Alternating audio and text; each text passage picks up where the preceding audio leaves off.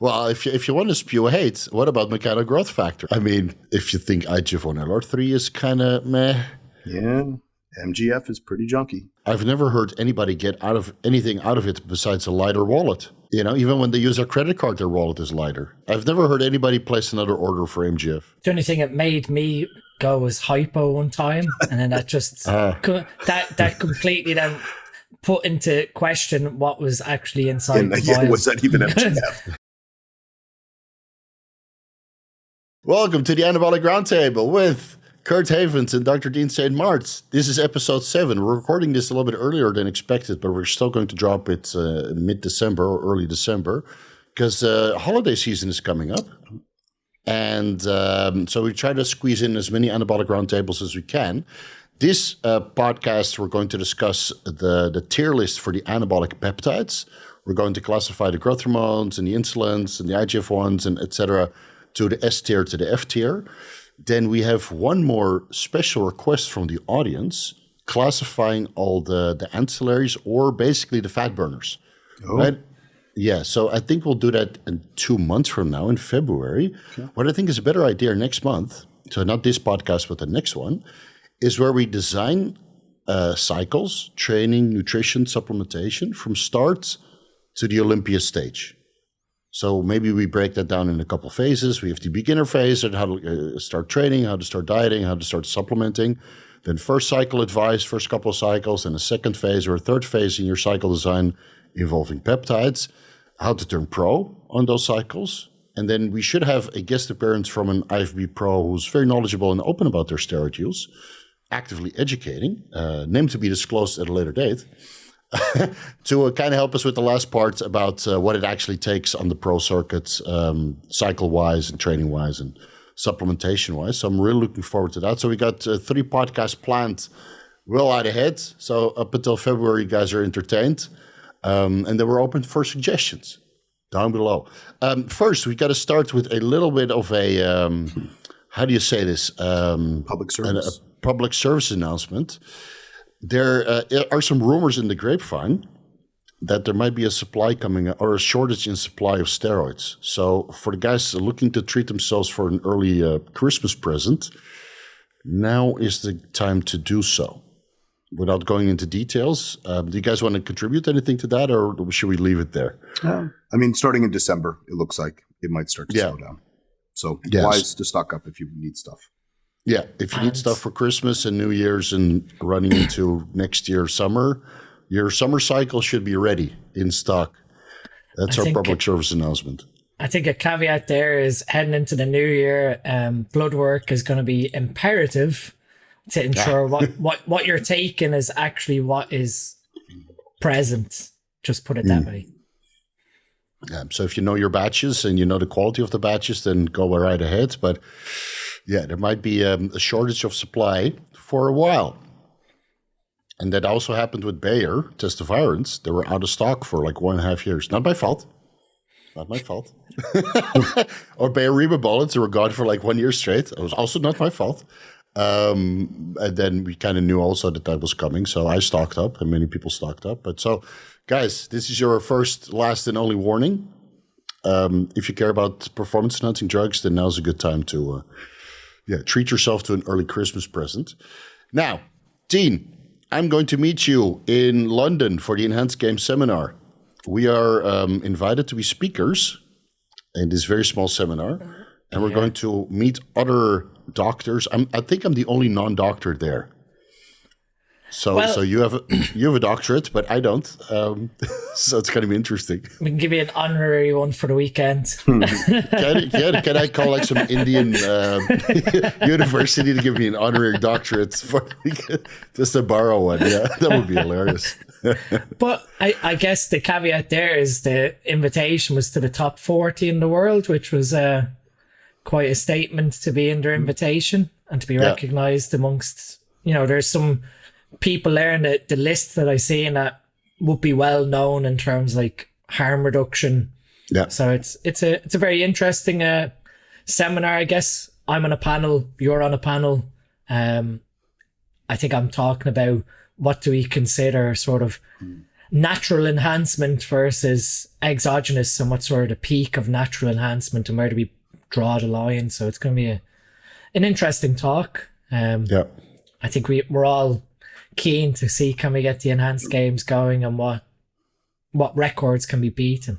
So it's going to be cool. And you, Kurt? Yeah, I'll meet you guys at the next one. I couldn't make this one.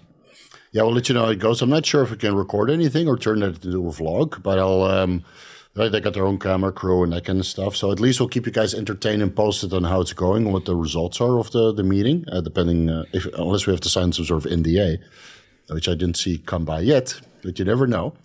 So I'm excited for that. So, and then me and Dean, I guess we're going to do another workout somewhere in Birmingham.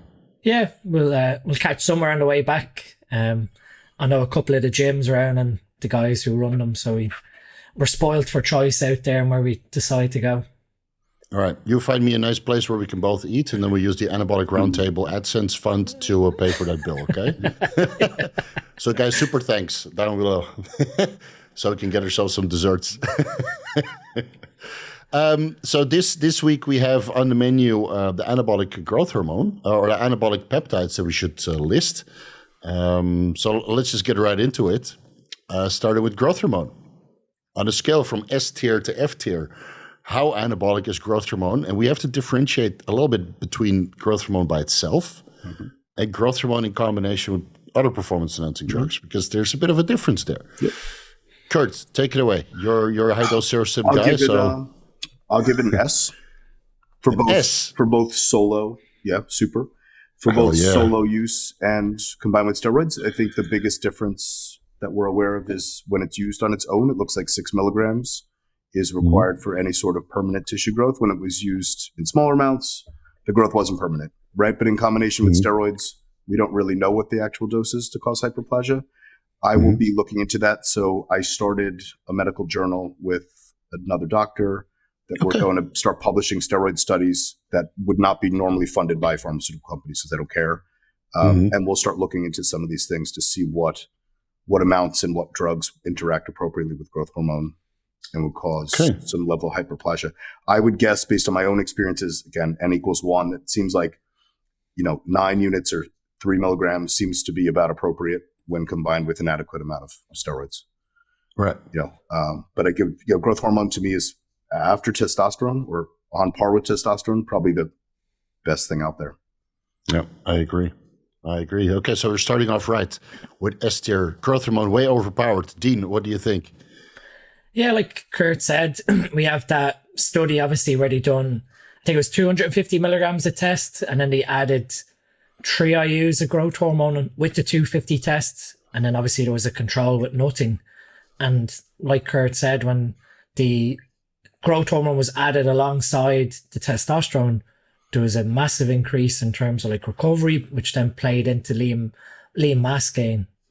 So yeah, I'd be in agreement with S tier. I guess one of the caveats is in recent years, we have these influencers advocating, 1 unit of growth hormone or 2 units of growth hormone as being solo, which might have a benefit for some level of lipolysis, but as a PED for muscle enhancement solo, I don't think you're going to get anything out of 2 units of growth hormone for muscle building. No.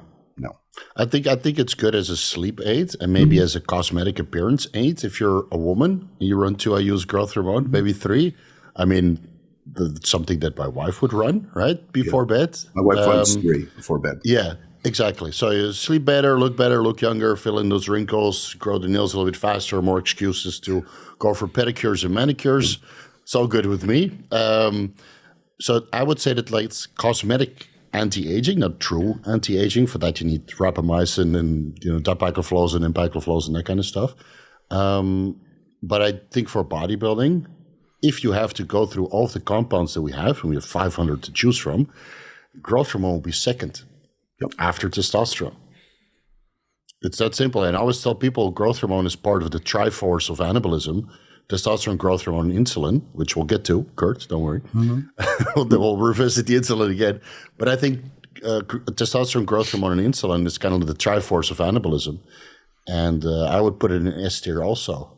What I would recommend people, now that I have experience with higher dosages, is to slowly ramp up your dosages over time. Make sure that you manage your electrolyte intake, the magnesium, potassium, to prevent carpal tunnel syndrome, right? The pressure on the nerves in the arms, that's now resolved for me. Mm-hmm. And make sure that you're on top of your taurine, because it seems to, like with 2 or 3 IU jumps, you seem to be able to kind of tolerate that, right? But if you go straight from 2 IUs to 18 IUs, besides the financial drain, your body might not be able to handle it. So yeah, if you want to go, if you're financially capable to ramp it up that high, and again, in the off season, you can safely run generics, even though the efficacy might not be on par, which, we should get into also, because I don't think that generics are S tier. No, I would say generics. It's all over the place. Could be F. Depends on what. Yeah, it could be F, right? Yeah. So let's say good generics. Where would we rank that? Is that B tier then, or C tier? Just put about the average amount in the middle somewhere. C. C. Right. So they're about 50 because of the binders and fillers. About 50% absorbed compared to a pharmaceutical. So you could double the dose, and in theory, but again, that's not been studied, so it's hard to say. I've not personally gotten a whole ton out of generics. Mm-hmm.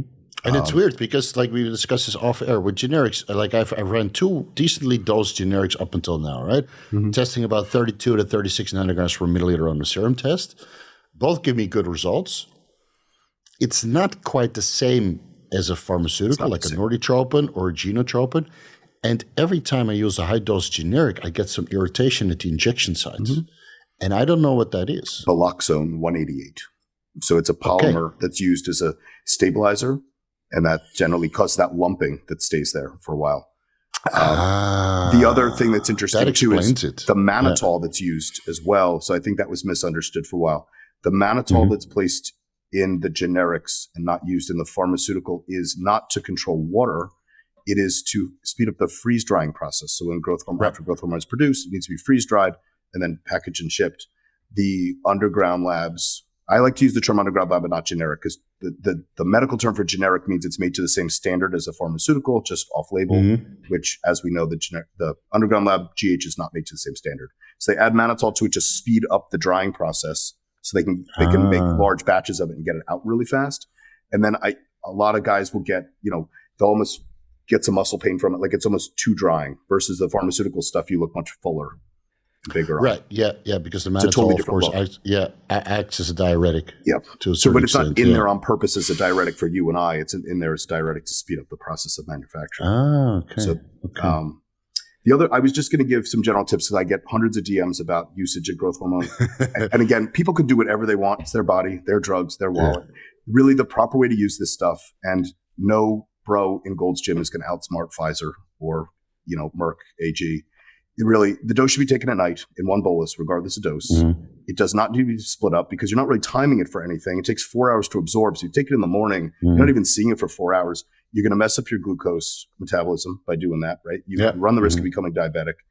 And you really, most of the effects are through IGF. You're looking for that gigantic bolus response. The IGF has fat loss effects as well. So it's not like, I know years ago, Derek made that video about, the 1.7 cutoff for fat burning, but as you ramp the doses up, you still see increased fat loss. So it's not just through GH. True, and then based on nutrient timing and what kind of other metabolic that's aids you have in place, it's the food also doesn't really matter. So if you take it at night, it doesn't matter if you eat it or not, because one, it doesn't matter because IGF is going to modulate most of the response anyway. And with the 4-hour window, even if you've eaten, human transit time in the gut is like 3 hours. So the food is not really even there anymore. So it's not like you need to fast. So this, when we get into the secretagogues, that's some of the problems with those is you have to time the food around them, right? Because if you have insulin present, because you're trying to just make your pituitary work better. Right. With growth hormone, you're forcing a situation. It doesn't matter if there's food or not. So the guys who are obsessing about fasting before the growth, that stuff doesn't matter. If you get a box of pharmaceutical growth hormone, you read the instructions. It literally says sub-Q, at bed, whole dose, you know what I mean? And the only other way to bypass the side effects is every other day. It doesn't have you reduce things, And the other one that, controversial again, but from a medical point of view, you want to inject it subcutaneously. IM is not causing any sort of localized growth. It still has to enter circulation, and you lose almost 20% of the growth hormone by injecting IM. So it's because it metabolizes faster and it doesn't bind to the truncated growth hormone receptor. Yeah. Okay. So and this has been studied because again, when they designed, like when Serostim was designed, they spent billions of dollars looking into how to make this the most efficient way. It wasn't like if there was a better way to take it, like the way bodybuilders tend to use it, that's how they would administer it. It's not like they're doing it for convenience, right? If someone's diabetic, they're using insulin all the time. So it's not like the pharmaceutical companies are concerned with putting you in an inconvenient place with dosing. They don't really give a shit. It's maybe the case for Nebido. I one shot every 12 weeks, but that's different. When we get into that, that's a whole different drug. That's another, a whole different delivery mechanism. Yeah, so I mean, I would use it sub-Q. I'd use it at bed, regardless of the dose. I wouldn't be concerned with food right before it, and I would just move on with that. That way, if you're doing fasted cardio in the morning, it's still in your system, right? And the pituitary doesn't experience any sort of long-term shutdown. So if you inject it at night, by the next afternoon, your pituitary is back online producing GH again. Yeah. So it's not like, the androgen receptor that's going to cause HPTA shutdown for months, years. Yeah, I think some of the statin levels were increased for about 24 to 36 hours, and IGF-1 levels are elevated for about 36 hours. So within 1.5 days, there's zero negative feedback. Yep. And that's why maybe sometimes it's good to, like during the off season when you're running higher dosages of 12, 18 IUs, to only use it on workout days, like what Dean was doing during his last cutting cycle. Because that's what I started doing myself. And now most of my carpal tunnel syndrome and water retention is actually significantly less, even though the weekly intake is still pretty much the same. Yep. I would still not recommend growth hormone on the night you had a cheat meal. But during the week when you're eating healthily, then I'm okay. So if you're eating a pizza, which has been shown to increase your insulin secretion for like 12 hours after, then I would probably skip the growth hormone. But if you want to take some Increlex after your pizza, that might be a better option because that actually helps with nutrient partitioning. I agree that pharmaceutical growth hormone is certified S tier. Generics, I'm willing to place into C tier, and that's good generics. I will say that the quality of generics have increased tremendously and the prices come down tremendously over the last couple of years. And I would only consider now, even with one of the better hookups for generics, that I would only consider them during the off season. Because the water retention is a little bit more severe, the fullness is a little bit less comparatively dose-wise, but you can compensate for that with a little bit more food, a little bit more electrolytes, and since you're going to be a little bit fluffy anyway, that would be the perfect time to kind of run it, because right now I don't care about my cosmetic appearance that much. I'm stocking up my pharmaceuticals for pharmaceutical GH for the next time I do a cutting cycle, and to save a little bit of money, because the price is so good on these generics. I'd rather run them. But then we're talking not in IUs, we're talking in vials. Yep. And the only other thing I was going to address, because I get DMs about this too, is how to dilute it properly with what solution. So if you're not using a whole bottle, you want to use bacteriostatic water. You do not want to use saline, and you do not want to use sterile water. Sterile water is like what comes in Serostim, or when you buy in a bottle, is only if you're using it in one dose, the whole bottle, because bacteria will grow and you'll get sick. Saline will screw up the absorption of it as well. So you don't want to mix growth hormone with saline per se. Mm-hmm. Okay. So just to, so I don't unfortunately have the time to answer all those DMs. So hopefully that solves some confusion. Don't worry. Those questions will still come. They'll come. All right. So let's move over from growth hormone being A tier and generics in C tier. Next one on the list is, the close cousin of the growth hormone secretagogues. And there's many of them. I've experienced all of them. The CGC with or without DAC, the GHRP2, GHRP6, ipamorelin, sormorelin, et cetera, et cetera, et cetera. And they're all pretty much the same. Now, if you go into the scientific evidence, there might be some unique studies where ipamorelin was shown to have a reduction in visceral fat or non-alcoholic fatty liver disease because they set up a study like that. Mm-hmm. So you could say that based on this single study, this one has more benefits over the other ones, but the other ones have not been studied in a similar context. So does that make it a fair comparison? I'm not entirely sure. I think it's mostly dosing related and age related. Mm-hmm. So if you're young, you don't have so much money, and you don't have so much accessibility to pharmaceutical growth hormone, you go to the peptide websites where you can use your parents' credit card to, kind of source this kind of stuff. Then you might get something out of it, 2, 3, 4 IUs comparatively to pharmaceutical growth hormone. And you get the different molecular weights, right? You get the 22 kilodaltons, 23, 24. the several isoforms of growth hormone. So that might be a benefit, especially in the context of healing injuries. I think that's better than just megadosing 1 kilodalton isoform of growth hormone. But besides that, I'm going to have to put it alongside generics and maybe even lower because you can't escalate the dose upwards. And like you said earlier, like the timing of food to keep your somatostatin levels low and your ghrelin levels high is very nuanced because you have this negative feedback, with insulin present. And the rate limit on all of these is your pituitary, right? Just like a testosterone booster. Sure, testosterone booster will boost your natural production of testosterone, but the rate limit is your testicles, right? Versus when you inject testosterone, you've bypassed the whole loop, right? When you inject growth hormone, the rate limit is your wallet. When you inject, CJC, the rate limit is how well your pituitary works. MK-677 is interesting because it's actually on its way to becoming a pharmaceutical drug in the United States. So it's in stage 3 of FDA approval. Oh, really? There's a smaller pharmaceutical company purchased the rights to it. So it's not going to be sold soon on the black market or be illegal. It'd be like generic growth hormone. And the use seems to be, just like you said, in young children who are growth hormone deficient or in the elderly. So my father's been using MK-677 for almost 2 years now. And it fixes arthritis in his knuckles. It reduces body fat to some degree, but he's in his 70s. So you're going to get some benefit there, right? Because his pituitary has just decreased its output. For guys in our age group that want to be bigger, MK-677 is probably a waste unless your appetite is the rate limit in your, at least in my experience, it did nothing for me except make me hungry and have weird dreams. Yeah, so that's most of the common side effects. Of course, it might be beneficial in an off-season scenario where you can't eat enough, but then you usually eat yourself into an insulin-resistant state. Yeah, and we should do a whole video on that too, as food is a rate limit of growth. Yeah. So that's misunderstood as well. Hold that thought. Not this podcast. Dean, what do you think? I'm sure you've experimented with some of these growth hormone secretagogues. I haven't. I've done the arduous calculations from the literature on exactly how much growth hormone you actually get out of, let's say, 125 micrograms of ipamorelin. Yeah. And it was quite, I wouldn't say shocking, but for 125 micrograms of ipamorelin on average, it's between 0.5 to 0.7 IUs of growth hormone secreted out of the pituitary. Holy moly. Sign me up.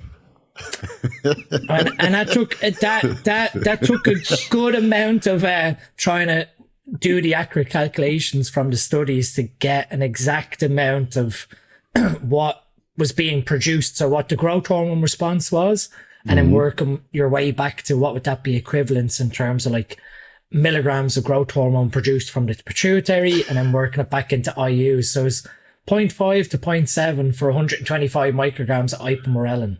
Because someone thought it'd be a clever question on SN Education's forum of how much growth hormone did you get out of a secretagogue? And I was like, well, that's a good question. Let's work it out. Yeah, lock yourself up for a week and find it out, right?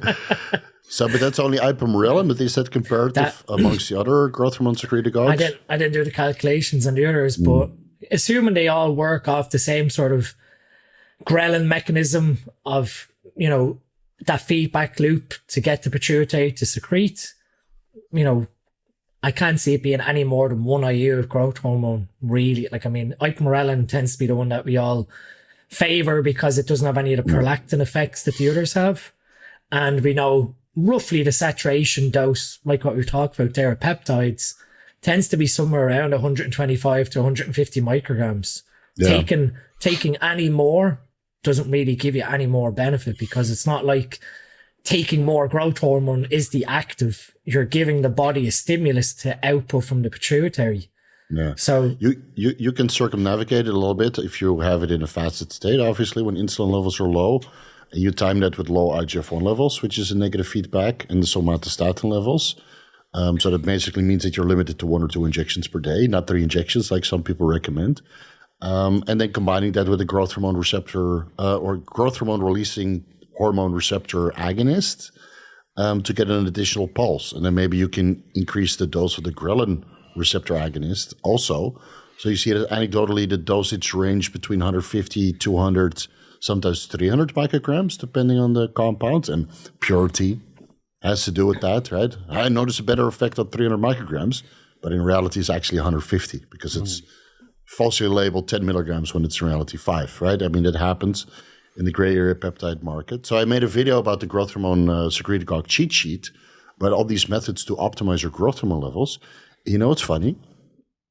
The highest growth hormone levels I ever got in the morning were from melatonin and mega dosages. Way higher than any growth hormone secretagogue. We're talking about 10 nanograms per milliliter upon waking. Wow. For melatonin in combination with... What was the dose of the melatonin? 30. So that's the dose where you get depressed, you feel old and tired because it doesn't metabolize the next day. So I can't recommend it. You know, some guys that don't have a problem with the melatonin metabolism, so they feel energetic the next day. But it seems that the higher you go in melatonin, the more growth hormone secretion you get overnight. And then you don't even need to use growth hormone secretagogues because, again, when you do the calculation, let's say you run 300 micrograms ipamorelin, and you compare the price of ipamorelin to an expected growth hormone pulse of, let's say, 1 to 2 IUs, you're paying 3 times the price by taking a growth hormone secretagogue for the same amount of growth hormone that you're getting. So I would rank the growth hormone secretagogues actually quite low, besides MK-677, which is affordable and does work and is passing through clinical trials and might have some practical applications. So I would rank MK-677 as a growth hormone secretagogue as the best option, even though it comes with a little bit of a manual, as a C tier, and the other ones at E. They're not completely useless. They're not completely useless, but let's say you have $5 to spend per day. You can get 1 IU of growth hormone, pharmaceutical, 2 IUs generics, or maybe 30 milligrams MK-677, and that's all pretty much comparable. But for that $5, you might not get a whole unit of or growth hormone production in the pituitary from the other growth hormone secretagogue. And money still wins in this equation because if you're combining a GHRH receptor agonist and a ghrelin receptor agonist, and you're spending $10, $12 per day on these secretagogues, but you're not getting any growth hormone out of it, or not much, what's the fucking point? The way I view these is as an additive, like what I've done with my prep, where you have growth hormone before bed, so you're going to get potential growth hormone in deep sleep, then the 3 to 4 hour peak, like Kurt said, where the growth hormone you've injected peaks, and you wake up the next morning before you go do fasted cardio. If you're going to stay fasted, like what I done on prep, taking your secretagogue upon wake, and then do, ipamorelin, CJC, and growth hormone fragment before your fasted cardio, knowing that all you're getting out of it is 0.5 of an IU. So you're not expecting much out of it, but in the bigger picture where every little bit adds up towards that fat loss, in theory, but as something as a standalone, when you're weighing up everything of where am I going to place my money, I guess it's one of those ones that we have to view, like you said, where's your budget going to stand? What's sort of the most economic? But I will caveat that there are a lot of anti-aging doctors who go more for peptides over growth hormone. Why? Isn't it a prescription limitation? Yeah. I mean, in the US it is. That's why they were pitching it. They just can't write for GH anymore. Yeah. So it's not even the doctor, it's the pharmacist will flag it here. Oh. But if that's not a problem, because you're in the bodybuilding circle, then GH. Yeah, that's what I think. Yeah, I mean, and it depends. In America, at least, it depends on the state. So that's governed by the state laws. So in where I live, the only uses for it are delayed growth in children, HIV, wasting, or chronic kidney disease. Anything outside of that is considered not legal to write for.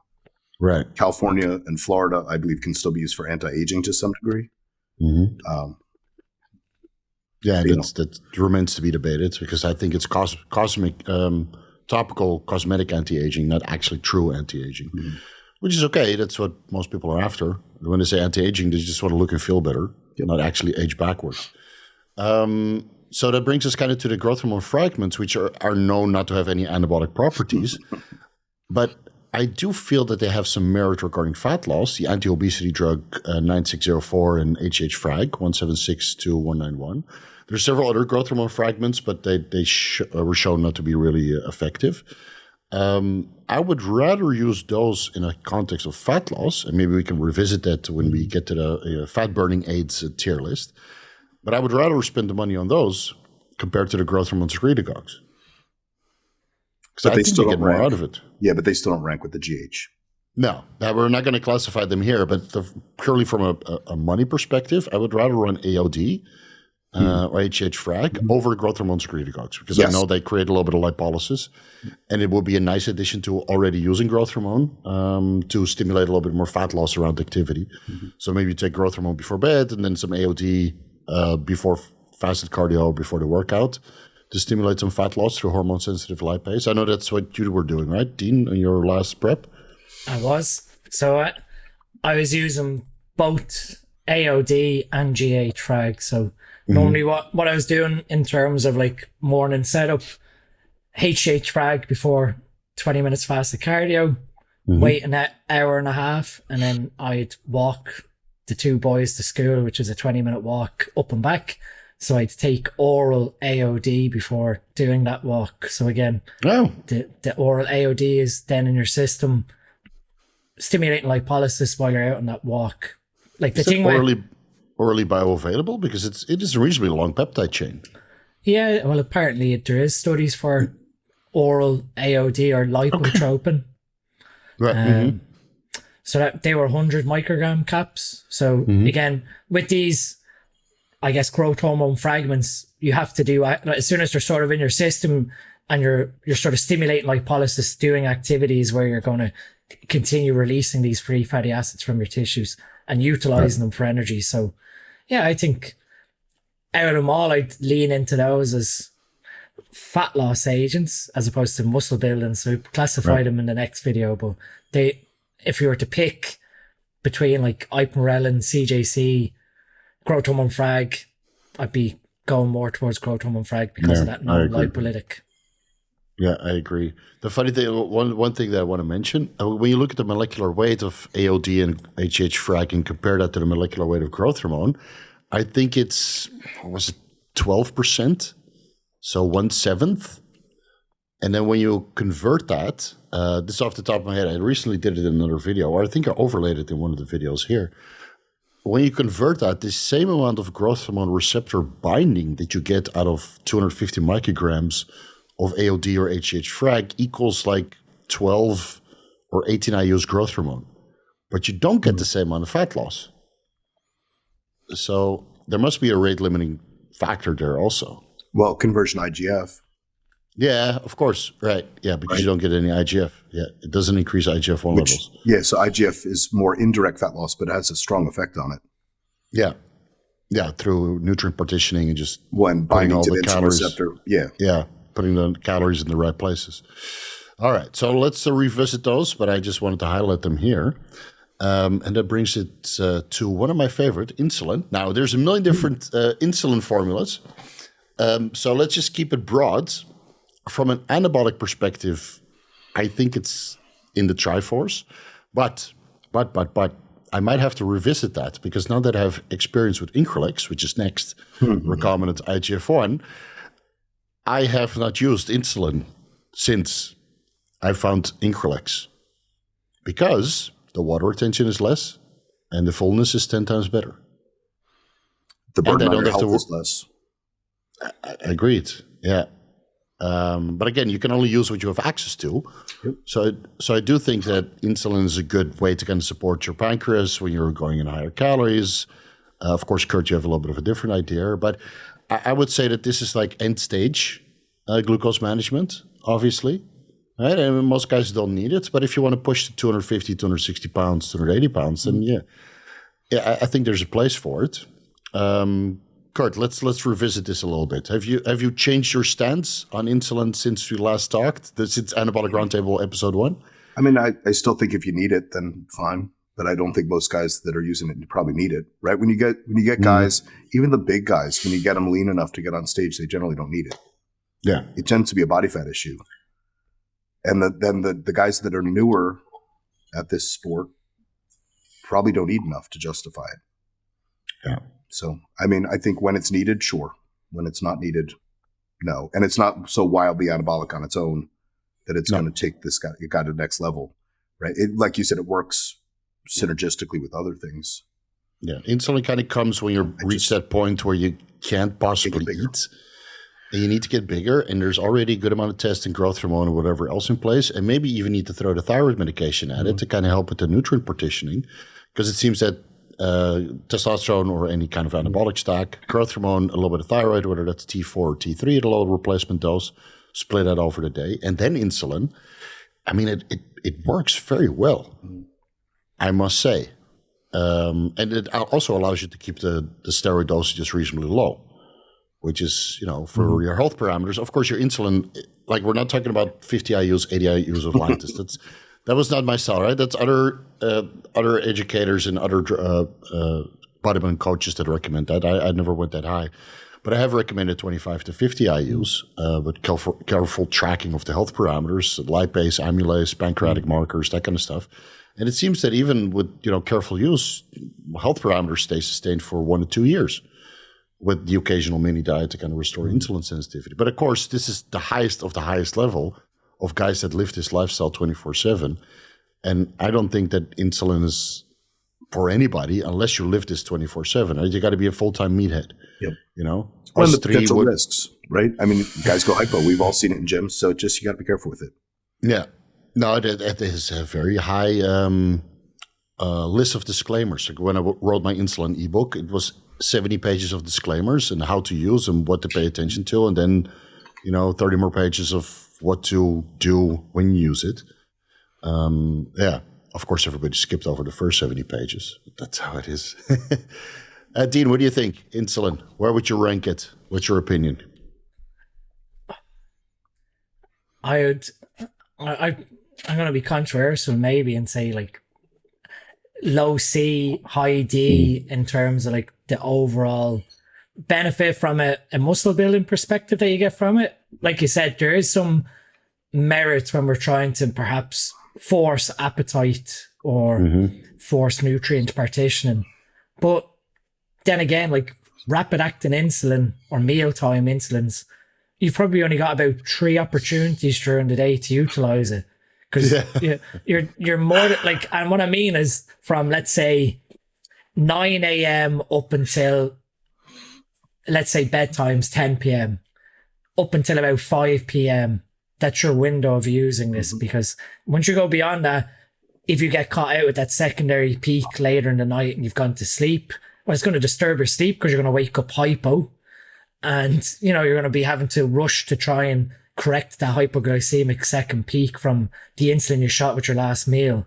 So yeah, I don't see it being hugely anabolic as a peptide by itself versus growth hormone, but it does have some additive benefit. Like you said, I'm on the same sort of side of if you need to help support pancreatic beta cell health using a basal insulin in the background. Replacement dose, like what you do with maybe thyroid medication. And we know that on average, we make about 20 IUs of basal insulin from morning to night. Other than that, mealtime insulins, again, we definitely don't want to be doing what we joked about, where you shoot like 15, 20 IUs of mealtime insulin, just eat, eat to try and keep the hypo away. It's strategic. And even then, like I said, you'd be pretty stupid to do rapid acting insulin before like a heavy leg or heavy deadlift session. So again, that decreases the number of days when you can actually use it on body parts. Yeah, you can always use it post-workout, obviously. So I do think there's something to say for a long-acting basal insulin upon waking. Maybe a second dose later in the evening if you can't feel comfortable pushing past 25 IUs. So you maybe do 25 IUs upon waking, 10 IUs before bed, to kind of have a more consistent level over the day, and then 5 IUs post-workout of Humalog. That seems to be pretty reasonable. But now we're talking about a 260-pound guy, 275-pound guy. I'm still not against recommending insulin to guys that really want to live their lifestyle and improve themselves. So you stick to test GH and insulin and just leverage that to the maximum degree. But you really have to earn it. You really need to do that under guidance. So I would say for most guys, it's F tier. But if you need it and you know how to use it, I would say it's B tier. Okay, I agree. Dean, what do you think? Yeah, I'd be pretty much in agreement there. If we're looking at, someone in the top end, it'll probably fall into B. But for the majority, sub 190 pounds, there's much better things to be doing as opposed to worrying about timings and amounts of insulin. Yeah. So what I'm going to do is not to give everybody the wrong idea, even though I just said it's B tier. I'm going to put it in D tier, right in between A and F, so people don't get the wrong idea. So I'm putting insulin below generic growth hormone and MK-677. But if you're highly advanced, you can read in between the lines. And you're like, fuck, I'm going to put insulin in S tier. But then that's up to you. Still, if you have access to Increlex, you probably don't need insulin. Yeah. It's that simple. So that brings us to Increlex. Who has experience with Increlex? Not firsthand. Me neither. No, but pretty amazing stuff. Yeah, it is very amazing stuff. So, Kurt, have you coached a few people that use Increlex? Yeah, and we see it it's used in hospital surgeons very rarely. If if there's liver issues or something and child isn't producing IGF from growth hormone, but I've not even seen it on the black market here. I know in Europe it makes its way. Yeah. Seems like really great stuff. But again, for an advanced user, I don't know if it has much of a place. Like I would leverage growth hormone for a while before we even got into that stuff.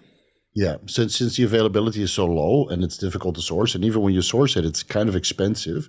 Now you can somewhat justify that by taking, let's say you spend the full price, right? Let's say you spend $700 for the 40 milligrams of Increlex. And you use 500 micrograms per day, which seems to be a pretty effective dose. So you have 80 servings for a $700 bottle, right? 80 servings up until 500 micrograms is 40 milligrams. So you do 700 divided by 80 is $8.75. That's 2 IUs growth hormone. So instead of running 18 IUs, Pharma, you run 16. You break even. You shuttle it at $9 to the Increlex, and I think you get better results. So financially, you are breaking even, but from a muscle enhancement, muscle fullness, nutrient partitioning, hyperplasia perspective, it makes the world of difference. Really, it makes the world of difference. Now, sourcing is always an issue. Pricing is always an issue. You can get it cheaper than $700 per box if you know a guy, right? Same as Serostim, you can get it way cheaper than most people do. So in that context, I think it's S tier, but most people just will never have access to it. And I got guys begging me in my inbox to hook them up. Dean, can I fly with Increlex to the UK? Yeah, you should be okay. All right. Well, hypothetically. That's good to know. Hypothetically. It's not, like Kurt said, it's not something I've really seen prescribed. I have one of the British National Formularies. I don't even think it's in that book. I'd have to go and check as a licensed medication. Okay. So I mean, Ipsen produces it in France, and it's one of those compounds that you hear through the grapevine is shit, and I think it's really magic, honestly. But you have to ramp up the dosage pretty high. So before we would talk about 25 micrograms to 100 micrograms. I'm talking about 500 micrograms to 1 milligram per day is where it really starts to shine in combination with the other drugs. And this is a similar protocol to what I heard people talk about at the Mr. Olympia, who also ran Increlex, and it was both in open and in classic physique. And they say that at those dosages, it's almost like magic. Yeah. So I'm solo from my own personal experience and anecdotal reports. I'm going to put it in S tier. And you guys are just going to have to believe me. Yeah. I mean, I've heard all the same stuff you've said about it. Yeah. Increlex IGF-1. And it brings us to the next best thing. Those are the IGF-1 LR3 and DES. I've used plenty of IGF-1 LR3. Got some decent results out of it. Seems to go well and less well from brand to brand, batch to batch. I don't know if that's a shipping thing. I don't know if that's a production thing. I don't know if that's a sourcing thing. But I still got more, all things considering, of the 12 different brands of IGF-1 LR3 that I've tried. I always got some sort of results compared to IGF-1 DES, which every time I tried that, I got nothing. Yep. But I do know people that swear by it. What has your experience been? Yep, that's same thing, right? But even LR3 is not, I don't know, it's hit or miss. Yeah. Most guys don't really, they get a bottle and then they don't ever buy another bottle of it. Yeah. It's because, at least in the US, it's doctors can loosely prescribe it, kind of. Mm-hmm. And that might have changed with the recent peptide laws. But again, it was doctors could prescribe it for wellness where they could not prescribe Increlex. Right. So it was one of those ways to work around the GH IGF thing. Have you ever heard a bodybuilder say through the grapevine, you know what really made a difference to my physique? No. IGF. No. Or MK-677 for that matter. I never heard it. No. But I've heard plenty of bodybuilders say, dude, when I ramped up the growth hormone from 6 IUs to 12 IUs, holy fucking dog shit, I mutated. That firsthand. Yeah, that to me was the most dramatic thing ever, was just ramping up the growth hormone and using good growth hormone. Exactly. So, Dean, do you have some experience with IGF-1 LR3 or DES? Not personally. Clients that use it? Okay. Clients have used LR3, and like Kurt said, really depends on the source.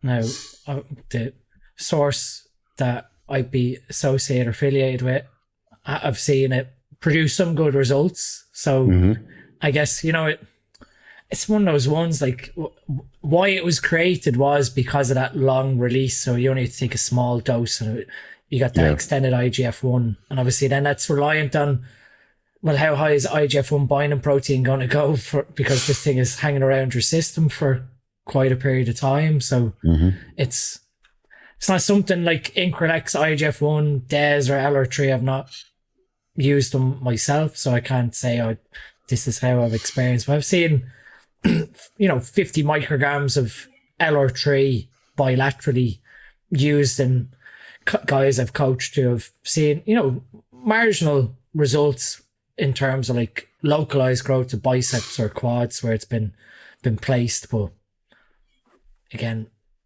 it comes down to the source, I guess, and the cost. So on my own blood work, I've tested IGF-1, LR3, DES, Increlex, all at 1 milligram servings, 2.5 hours before testing.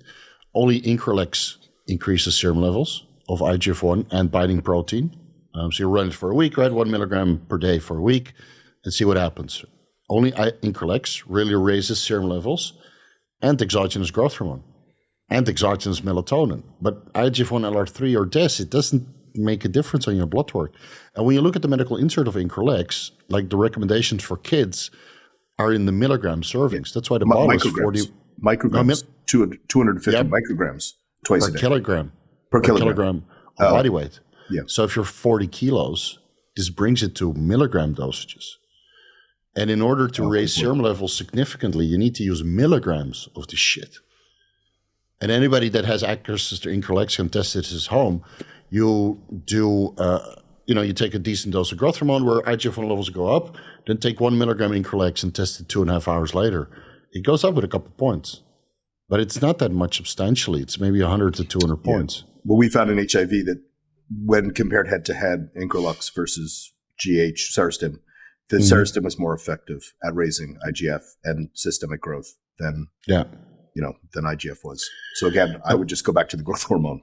Yeah. And what I honestly think with the peptide websites is that most of the IGF-1, LR3 and DES labeled as 1 milligram is actually 100 micrograms. That's why when I say I got good results, that's a vial a day. And is that 100 micrograms or 1 milligram? I'm not entirely sure. But if it doesn't really raise levels on blood work, because IGF-1, LR3, or DES can be detected, but you get some sort of receptor, interaction.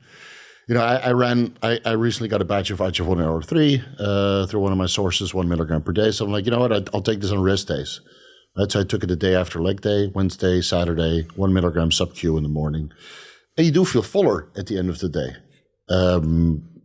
Now, would I spend $70 per day to feel fuller? No. No.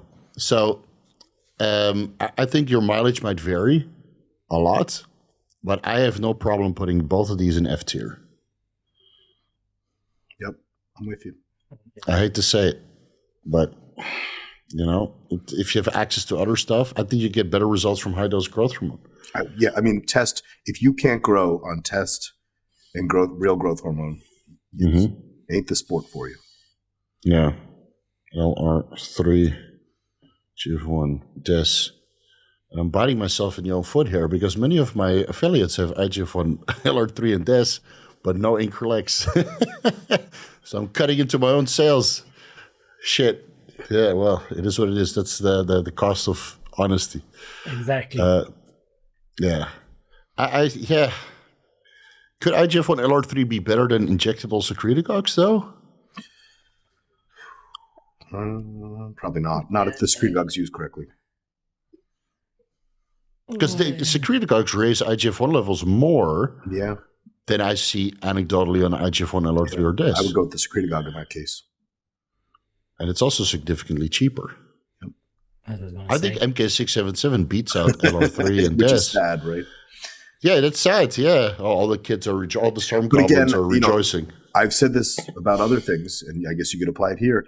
If a lot of these things were effective or efficient to use, there would be pharmaceutical drugs.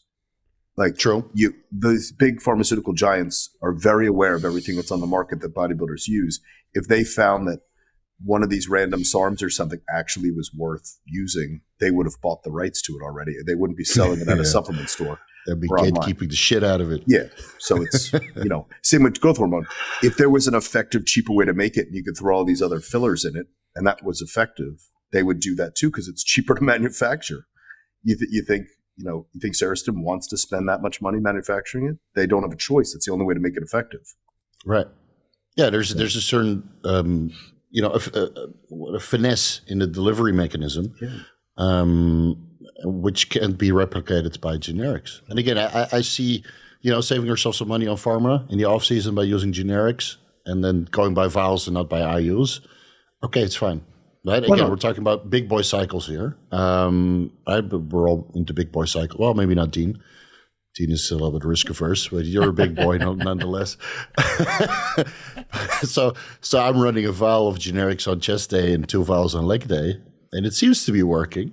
But yeah, I probably get away with 5 I use pharma and 10 I use pharma on leg day. Yeah, I get more on 9 I use a Serostim than I ever got on 18 units of known generics. I should make that switch soon. Going from 20 I use generic to like 18 I use Serostim. See what happens. Big difference. And every day, you look different every day. That was the thing that Chase was totally right about when he first did this stuff.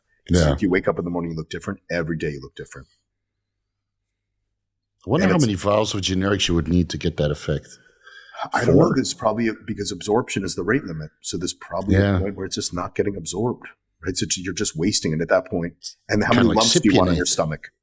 Exactly. Or MVP. I mean, how many lumps do you want all over your body? Yeah. Did you get a lot of shit for that, Kurt? About the Cypionate study? Well, I didn't publish it yet. So that's the original. Yeah. The data that we have so far shows that the peak serum enanthate was much higher. People get upset, man.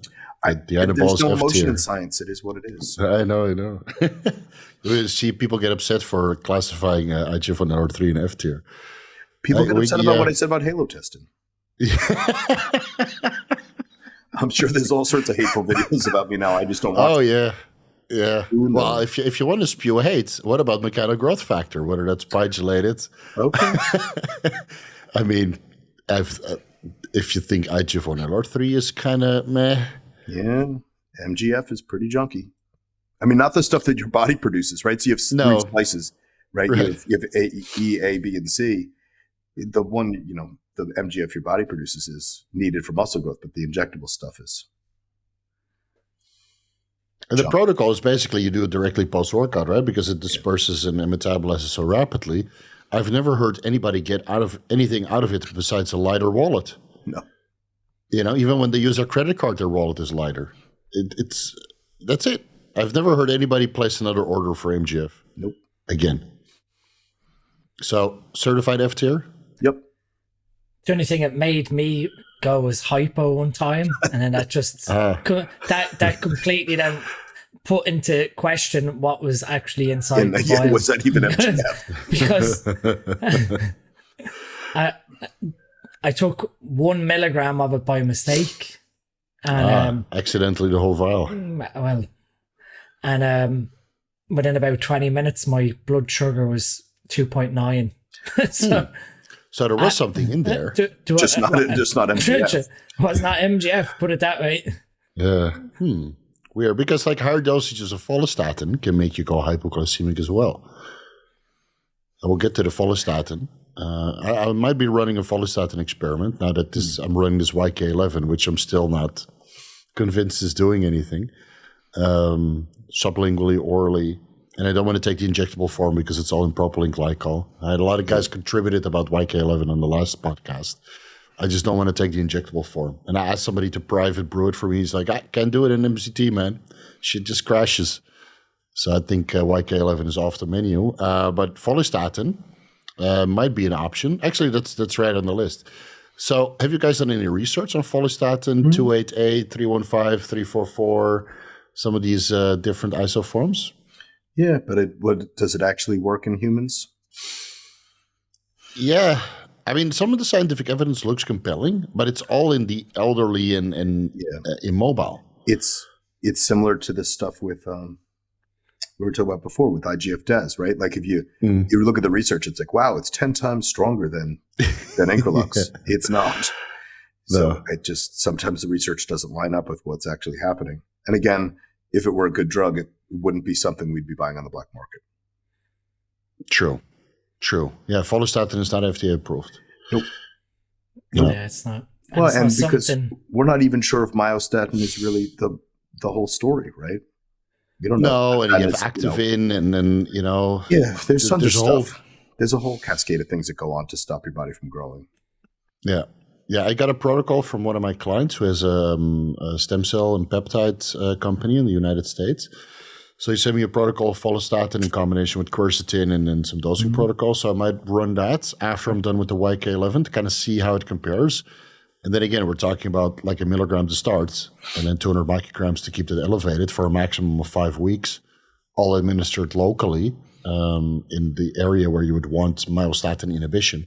So that would be my legs. In my case, which have come up quite a bit. I can tell from my pants not being able to fit sucks. Well, so it's going well. The Anadrol is helping a lot. So let's see how that compares, if it can push past this plateau, because I seem to be topping out at 115 kilos. So yeah, I'm excited for that. But again, the scientific evidence looks compelling, but I've never heard anybody really get any kinds of result out of any kind of follistatin, unless they were also selling it. Correct. It's Follow the money. Not something I've ever coached or told someone, any sort of science behind. So I guess, like you said, the theory is great, but we all know that, whatever you want to call it, rumors that myostatin inhibitors were what sort of topped Ronnie out the difference between the Olympians. That was the secret university study and myostatin inhibition. Have we seen anything come about, other bodybuilders that have become guinea pigs at other universities? So I take that rumor with a pinch of salt. Yeah, I agree. I think they tested, what was his name? Flex Wheeler to be the only one to be having some sort of deficiency. Didn't that turn out that wasn't even a legitimate study? Didn't Balco fake that to justify something else? I don't know. I thought the outcome was not. It turns out that they were making that up. I could be wrong. You're saying that they're making up results in No, studies? definitely not. Not a legitimate organization like Galco. Let's move the numbers around to fit the narrative. Yeah. Funded by Syntex. Yeah. All right, so we're going to put Follistatin in F tier up until further notice. I made a deep dive about ACE031 and ACE083. Again, it looked very promising on paper. ACE031 works systemically, subcutaneous administration, and ACE083 is intramuscular administrations. Based on the research that I've done, ACE083 is more compelling because it gets rapidly deactivated in the bloodstream. It's a Follistatin 288 variant, to put it simple, bound to immunoglobulin IgG2, I believe.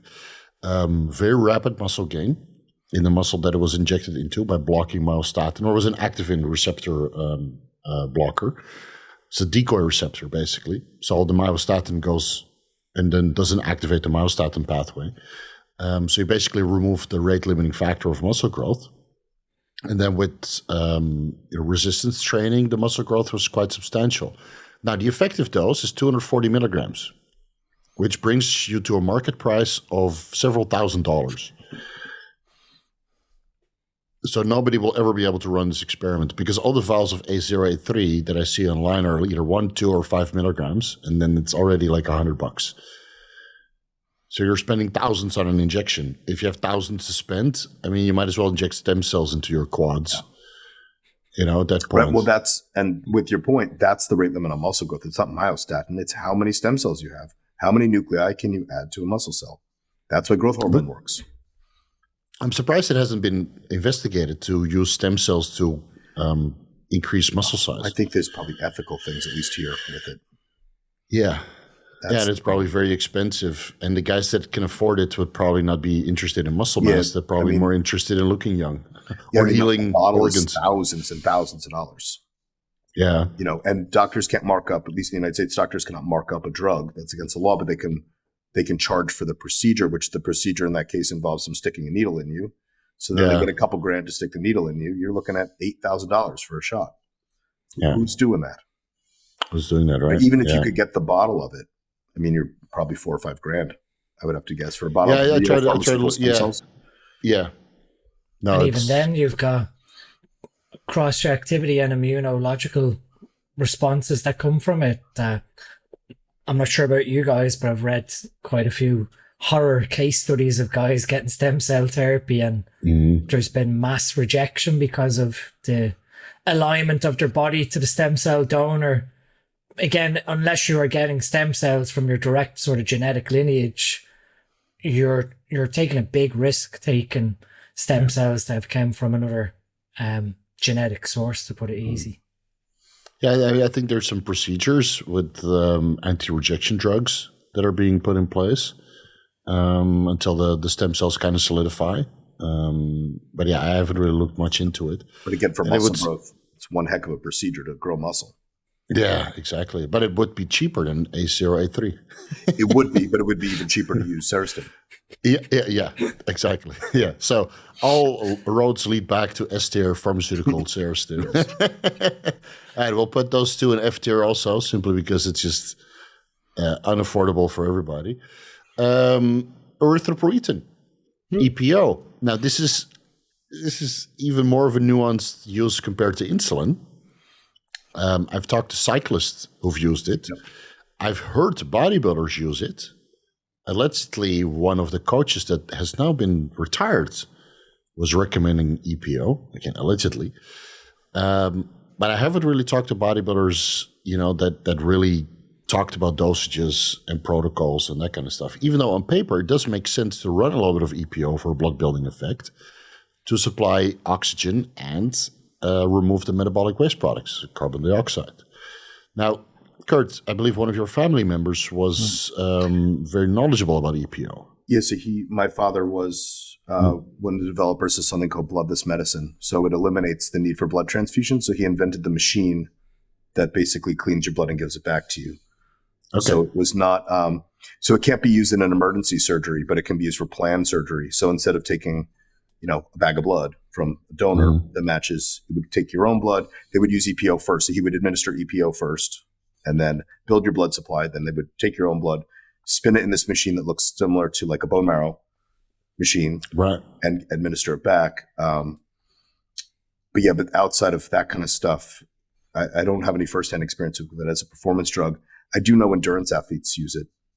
Yeah. You know, you could just use you could use EQ would probably accomplish something similar. Yeah, but of course the blood building effect of EPO would go up, or of EQ and anadrol usually brings you to 56. And then most bodybuilders kind of panic, right? They see 54, 56, like I got to donate. Whereas the cyclists, they feel perfectly comfortable having a hematocrit of 58 to 60. What the proper way to look at it, at least how I was taught, was you look at platelet count. So platelet count is normal, regardless of the hemoglobin and the hematocrit. You don't need to be as concerned. Again, I'm not giving random medical advice to people I don't know, but if it doesn't mean just because you're sitting over the range with those numbers that you need to all of a sudden give blood.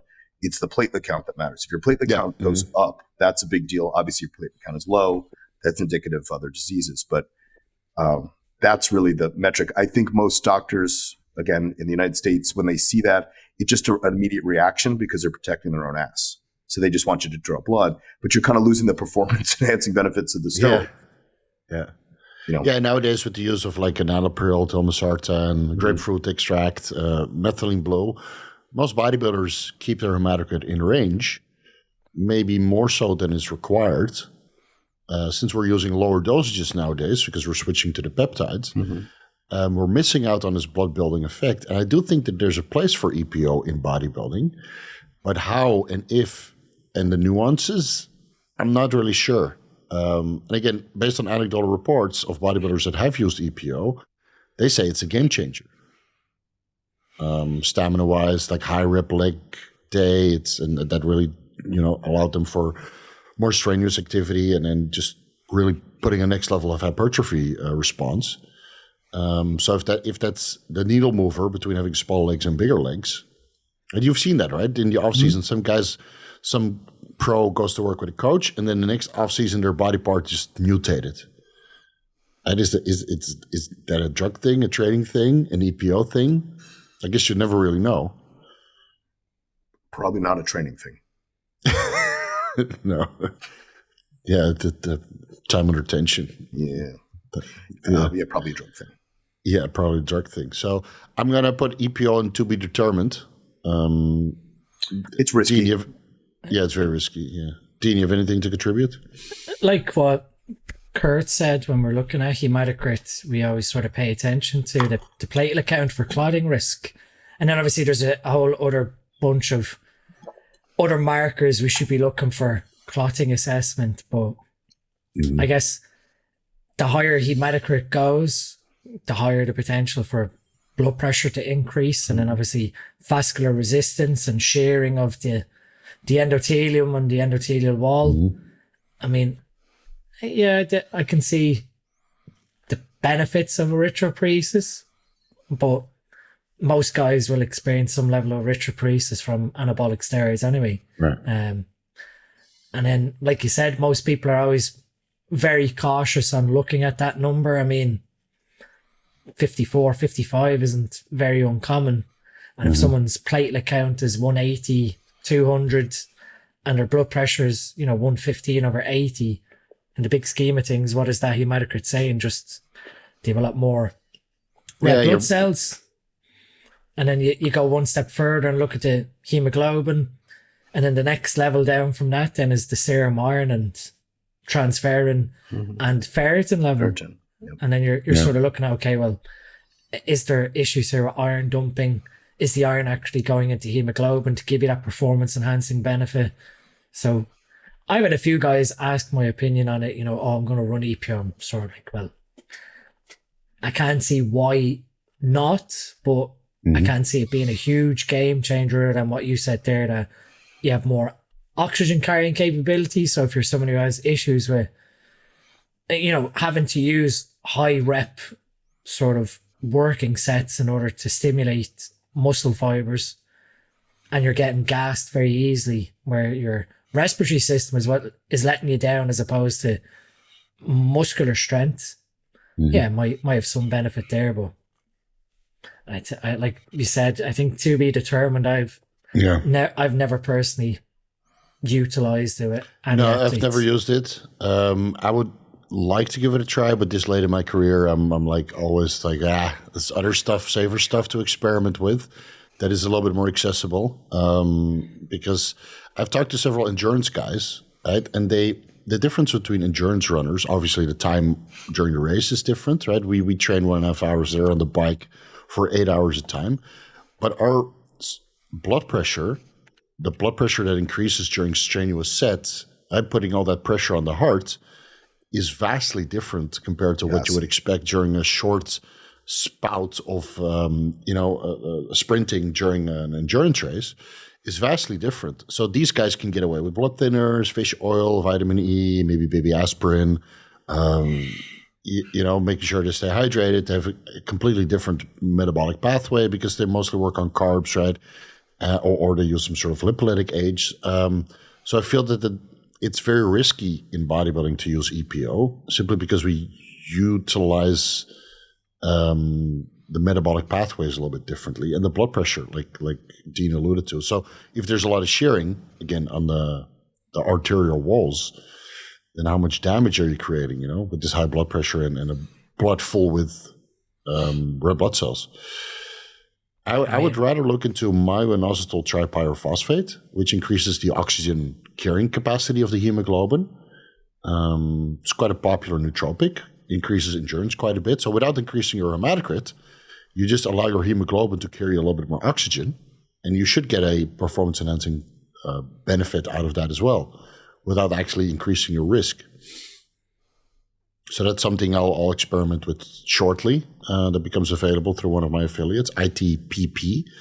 That seems to be basically a no-brainer. And if I notice a tremendous boost out of that, then I might, during a next cruise or something, experiment with some EPO. But it's very low on the priority list.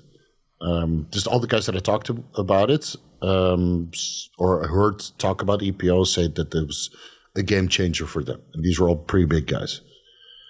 So look at what we've all done our research and reading into how it was utilized with cyclists, and they have a team who are basically at different points throughout even the night taking blood samples to see see where the RBC count is, and whether it's a go or no go for the next day's event to utilize it. So it's all these teams got their own private doctor, man.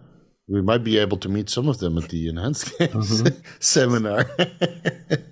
So, and no respectful sort of amateur bodybuilder is going to have a medical team coming in and doing a blood draw every few hours. So there's maybe one nurse on standby at one of the shows. That's about it. With some paramedics with oxygen. That's about it.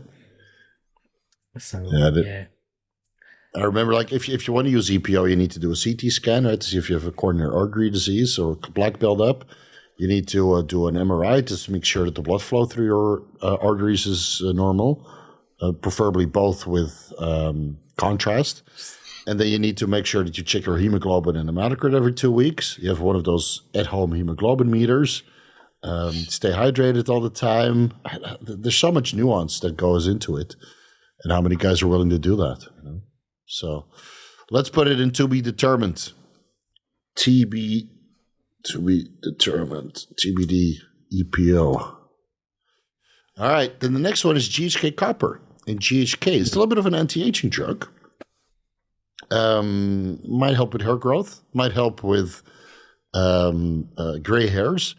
I found that it works for spiking weaker body parts regarding sight enhancement.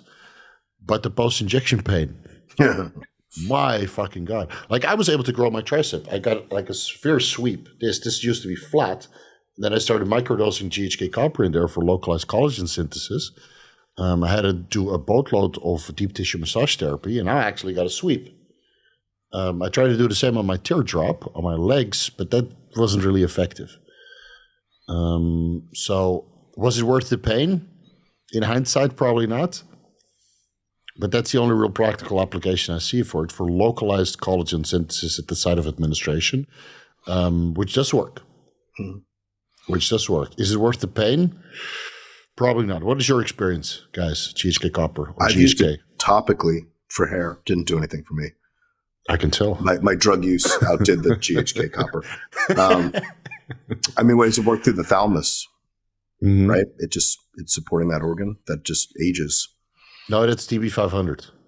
I thought the GHK did as well.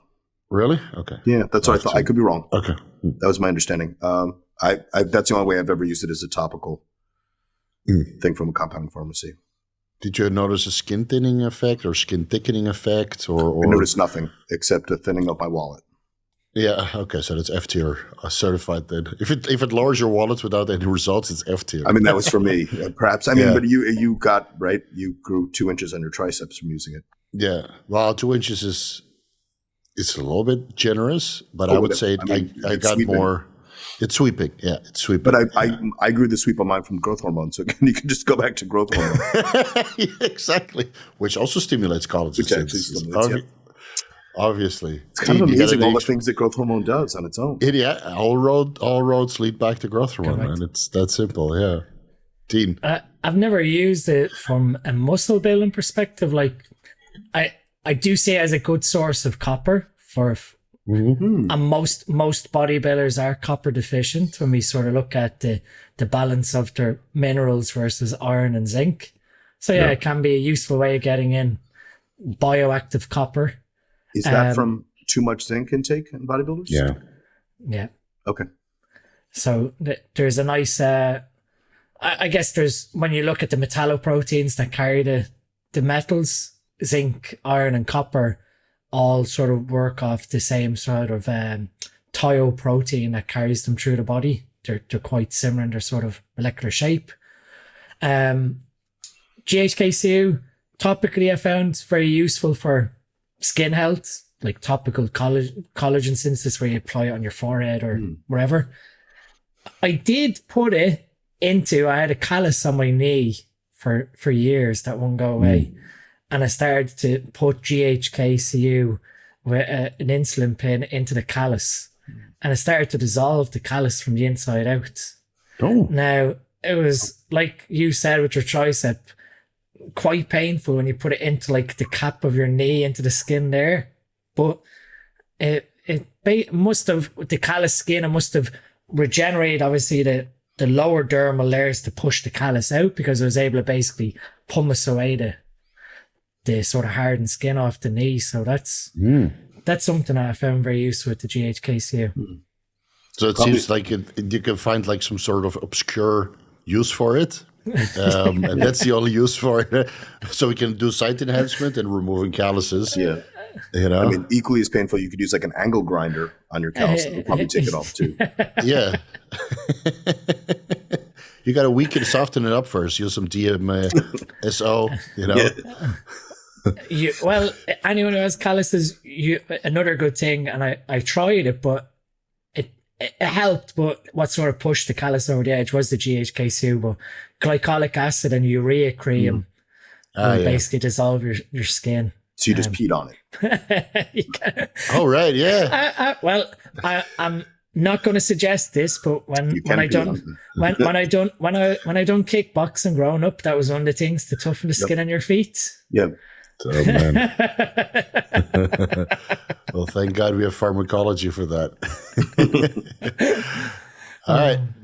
Okay, so GHK copper, I'm going to put into E tier. It's not entirely useless. I think for side enhancement in the arms, maybe shoulders, it works. I tried it on the quads. You would have to inject copious amounts. But the pain that you're undergoing almost makes it not worth it. Yeah, I'm still happy with my sweep though. That's great.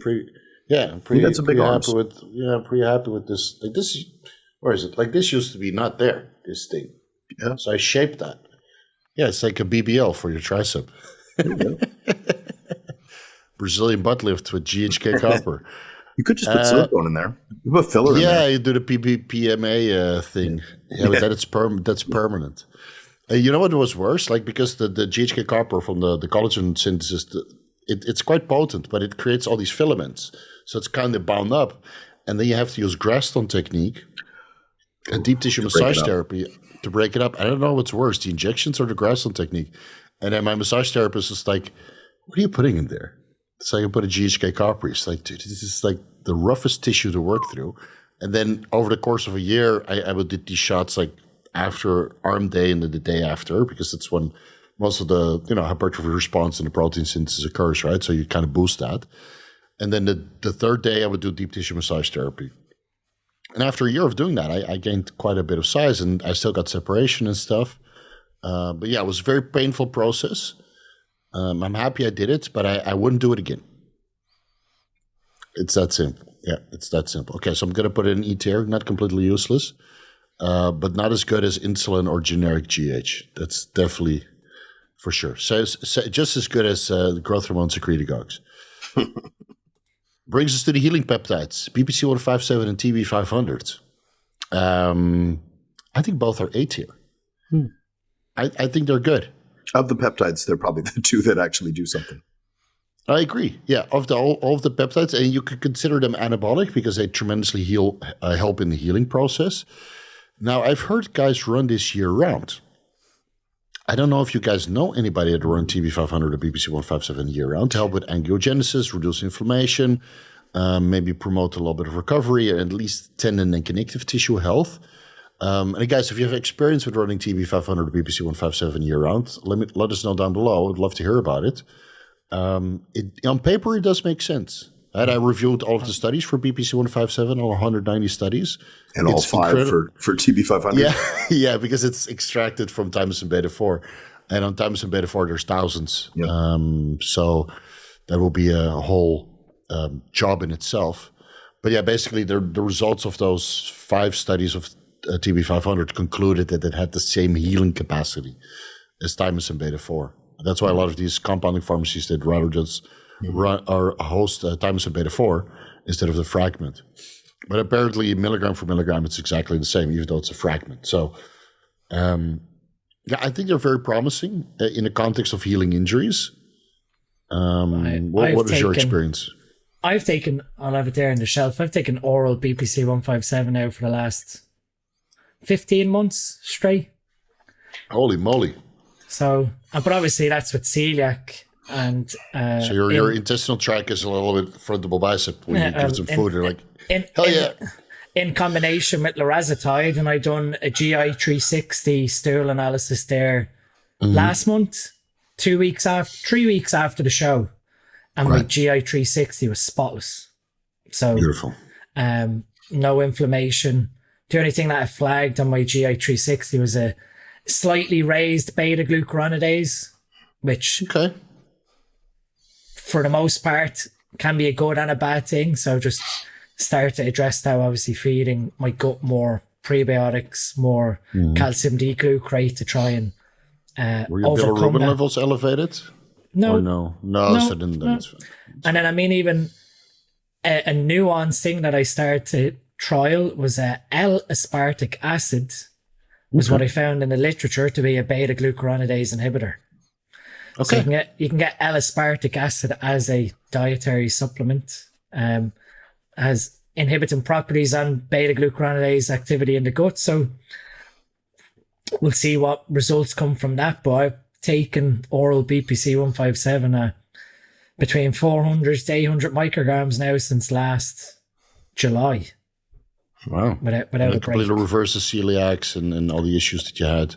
Yeah, well, my gut, the inflammation in my gut. Anytime I've had trace gluten exposure, I've had swelling of my abdomen, but I've had no pain.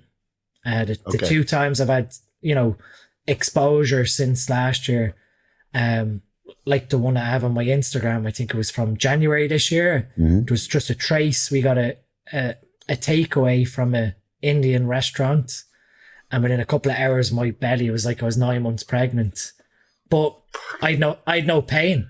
And I mean, what I put that down to was the integrity of the gut was sort of kept intact from taking the peptides. My immune system responded, but I didn't have the same excruciating pain as what I had with other exposures prior to that. So oral BPC-157 is very good for intestinal health. I'm running it now myself because I have some intestinal issues of my own.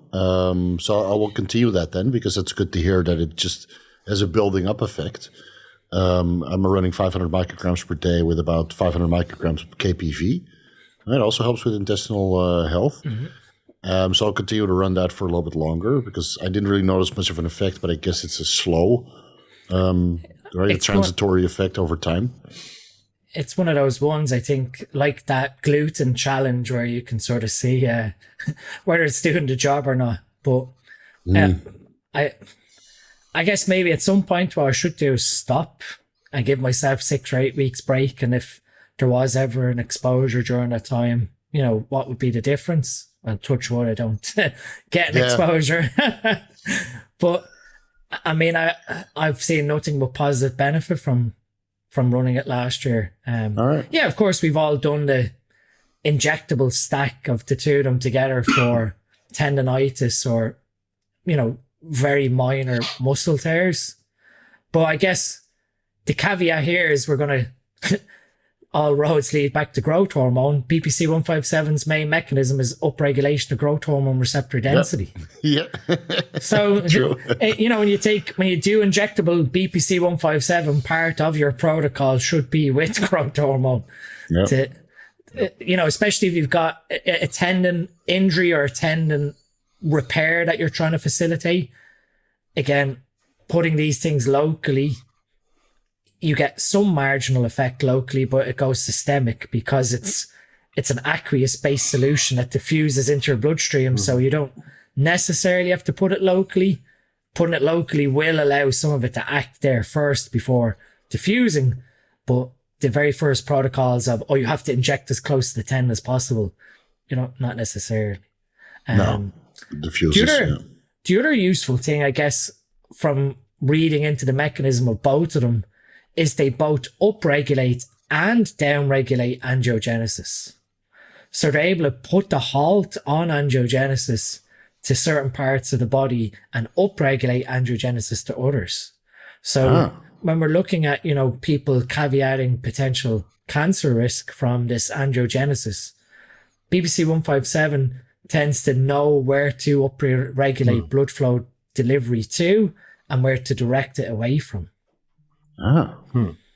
So maybe it has some anti-cancer properties. I remember reading something about this, but it was not very well researched when I made that deep dive.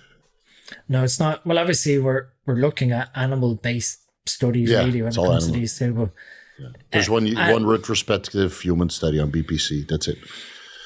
But I think eventually we're going to have enough anecdotal, and hopefully someone will do a case report, like publish a case report on these peptides when it comes to, we've probably all recommended the utilization of these two peptides alongside growth hormone for post-surgery, muscle tear, tendon rupture, etc., alongside some other useful things. And we've seen, pretty dramatic recovery times where I've had, people from consults come back to me and say, the orthopedic surgeon was quite baffled that I was able to move my elbow 6 months, 6 months after the surgery, let alone 6 weeks after the surgery. Yeah. And we hear these stories over and over again. Yeah, we hear that over and over again. Yeah, so I would say that BPC and TB-500 both are A tier, right? Again, not as good as growth hormone, but stack very well together. With growth hormone, I still think that their use is contextual to kind of heal injuries, or you have some tendonitis or some inflammation or some gut problems, which is the case that BPC-157 can actually heal that over time.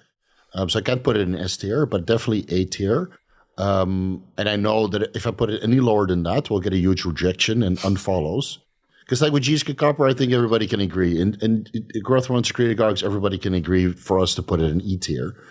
But BPC-157 and TB-500, it healed millions of injuries worldwide.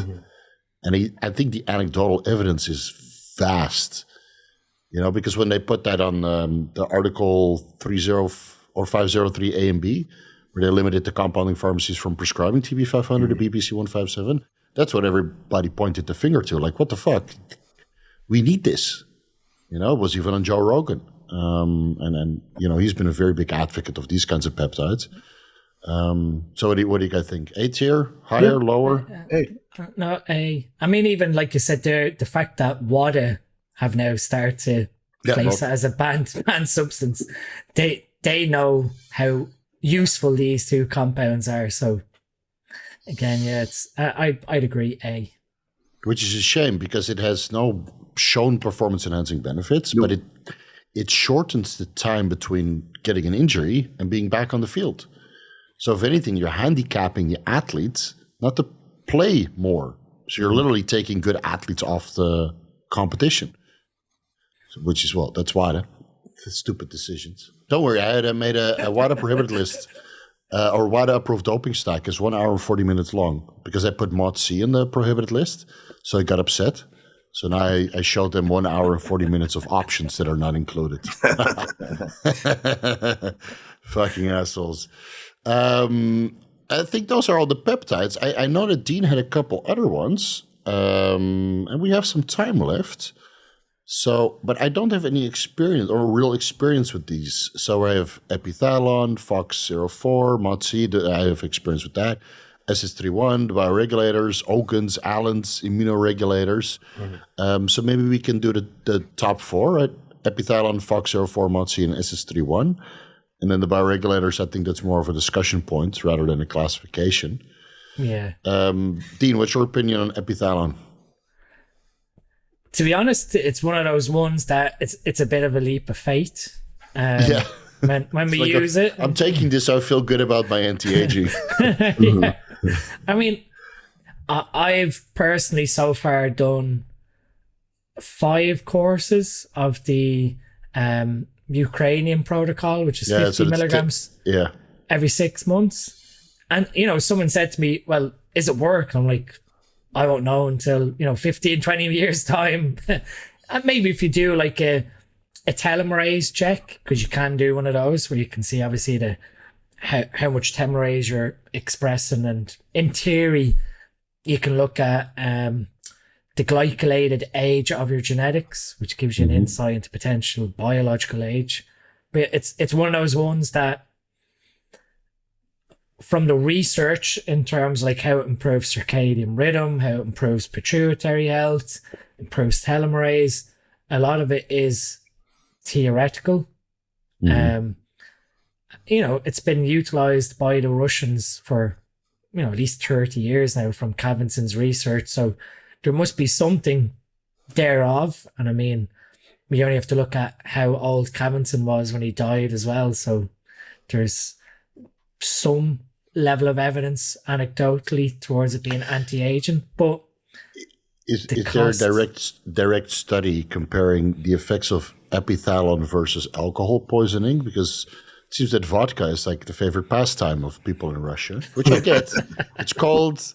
There's not so much to do when there's a lot of snow. So I wonder if some of the benefits of epithalon is the kind of offsetting like a terrible lifestyle, because it does seem that Russians do enjoy their alcohol. That's why a lot of these nootropics like cerebrolizin, mildronate, hypoxin, Bemetil, they've all been studied for alcohol withdrawal, and they all have been shown to be effective for alcohol withdrawal. So I'm wondering if there's some overlap with the epithalon studies. I haven't dived into it myself, but did you notice something like that, Dean, by any chance?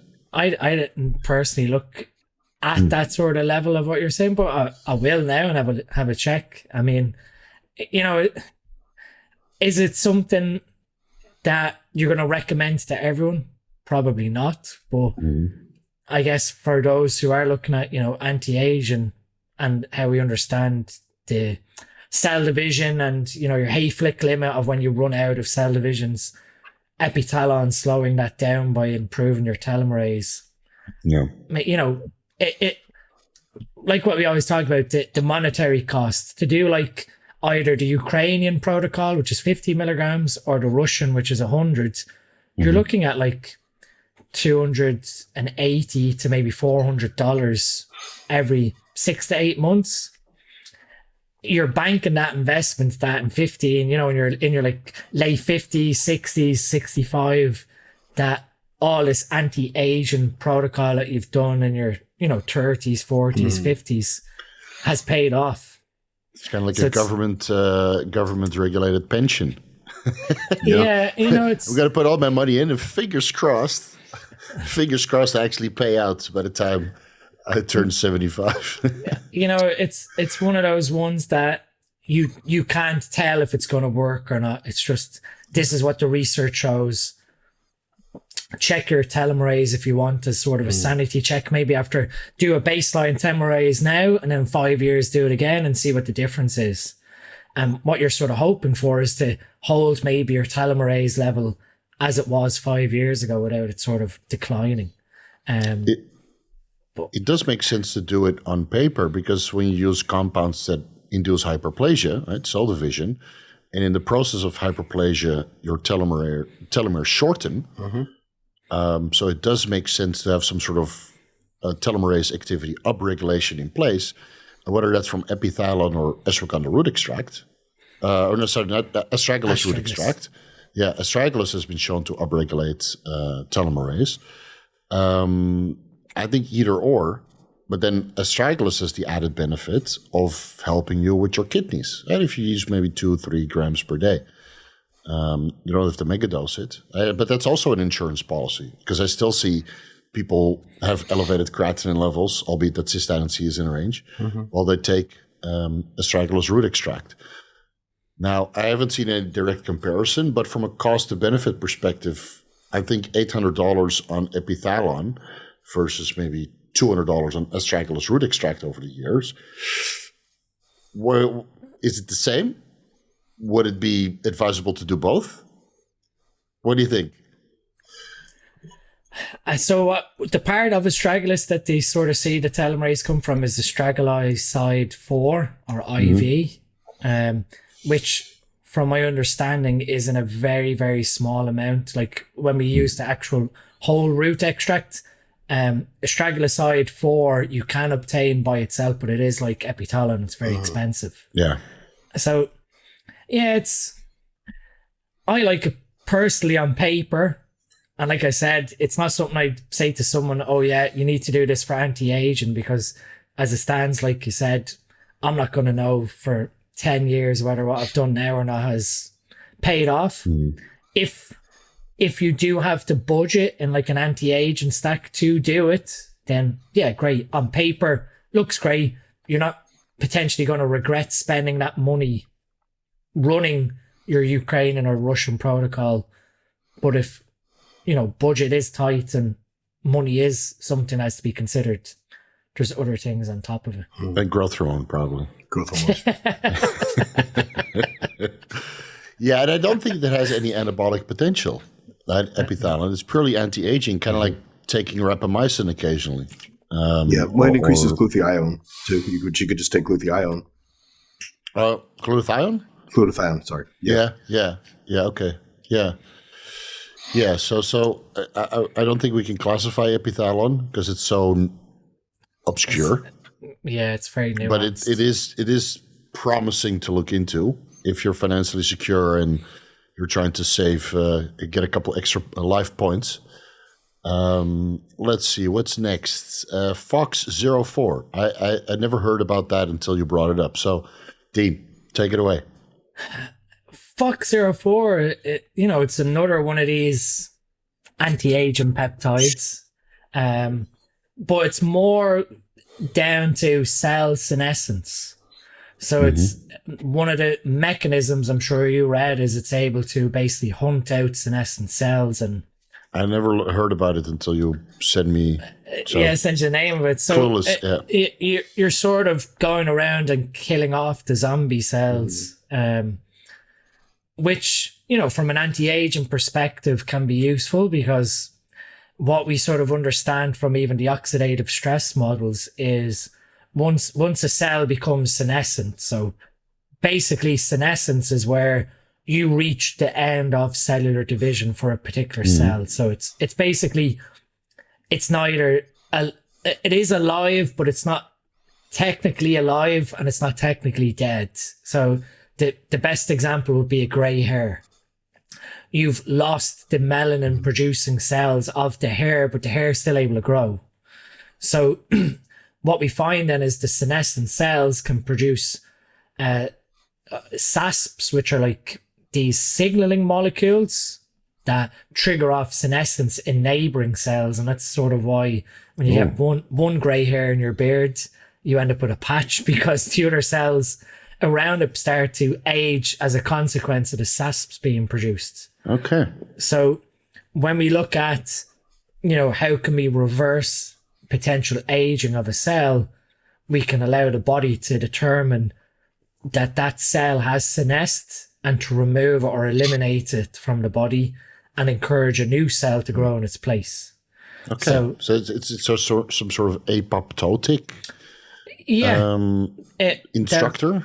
That'd be pretty much a basic way of explaining it. So FOXO is one of those ones that can instruct senescent cells to undergo apoptosis and die, basically. Well, the peptide we're talking about, it's not actually FOXO4, it's an antagonist of FOXO4, correct? Correct. Because the forkhead box, which is the group of those genes, do what he's saying. They basically kill cells. So you see them in HIV, they get elevated and they cause cell mass loss. So this is a drug that basically stops FOXO4 from working, because you see it, at least I know with testosterone. So it's basically you find FOXO4 present in the nucleus of cells in the testicles of men who are hypogonadal, right? And it's in the cytoplasm of men who are not hypogonadal. So you're preventing it from translocating to the nucleus by basically killing it off, right? You're not actually injecting FOXO4. You're injecting something that stops it. Is it then some sort of decoy receptor where it binds up all the FOXO4, rendering it inactive? I don't know the chemistry. Gene, do you know anything more about it? I'm assuming it's, I was just guessing because you wouldn't want forkhead box genes expressed per se. No. So as far as I know, FOXO4, the actual peptide that is used is a modified version of FOXO4. And then it's basically going in and doing it's like a serum, basically, but for forkhead box. Yeah. From my understanding, like it's still in early preclinical stage research. So again, it's one of these really gray area peptides, but from a on paper mechanistic perspective, like epitalon improving your telomerase, you now have a potential peptide that can instruct senescent cells to undergo apoptosis when really, they're one of the key drivers of oxidative stress in our body. All right. Looks promising. Yeah. Let's keep our eye on it. I'll put it on my to-do list, which is very long. So right now we can't classify that as an anabolic. Mots-C, though, I think we can classify as an anabolic because it upregulates ATP synthesis by kind of, providing nutrients for the mitochondria. Of course, Mots-C has made a comeback thanks to your stack, Dean. The SLU and the Mots-C and the methylene blue stack, which is now being run by many a bodybuilder to a great dismay and pleasure. So Mots-C, I can classify it as A tier. Okay. Also because it's been added to the WADA prohibited list, so now we know that it works. Let's do something. Yeah. And I found that, so recently I got a 10 milligram vial, and I started microdosing it per day instead of doing one shot where you might get an allergic reaction. Right? Some people get terrible anaphylactic shock even from it if they reconstitute and inject it too fast. So some people really get an adverse reaction. But I've been doing 1 milligram on workout days with a stack of methylene blue and SLU. And my God, it's great energy-wise. Okay. Now, how much that translates into anabolism, I'm not entirely sure. But since the mitochondrial efficiency is so improved, you would expect some sort of anabolism out of it. Dean, maybe? I mean, the other side to it, without getting too, I guess, nerdy, is if your mitochondria are more efficient and you're turning over ATP at a higher rate, in terms of then when you carry over to your training performance and your ability to produce potential force over a period of time. So obviously you're going to run into a case where when you're training, your ATP pool diminishes and then your phosphocreatine system or the phosphagen system kicks in. In theory, you might get an extra rep or two before the phosphagen system has to take over. So again, it's not maybe directly anabolic, but it's improving the efficiency of the energy powerhouses that are fueling your training. So, as a direct cascade, there is some level of anabolism coming from them without them being directly anabolic. So it's basically like creatine. Kind of.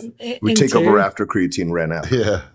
Well, and isn't there a decrease in mitochondrial density in bodybuilders versus in aerobic athletes? You'd see an increase. Yeah. So it wouldn't be directly anabolic, right? Because it kind of do the opposite thing. But if it allows you to increase your work capacity, then it could somehow contribute to that.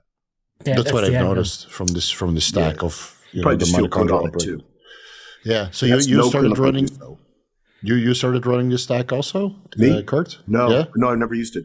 I've honestly never used any of these obscure things. I've never even used BPC. Really? I have a bottle in my fridge. I gave my wife the option when her knees, the cartilage in her knees was not great, and I gave her the option of growth hormone for BPC, and I left it up to her, and she had me list the benefits of both, and she said, well, let's do the GH, and so she's been on the GH fixed the knees. So the bottle of BPC is unopened.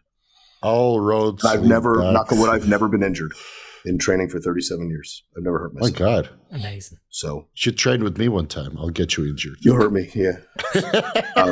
So I've never had a use for it. Okay. And what about this mitochondrial stuff? Like me and Dean have been raving about it. Never used any of it. Did we spark your interest, or you're like, yeah, it's interesting. I just never had much of a use for any of it.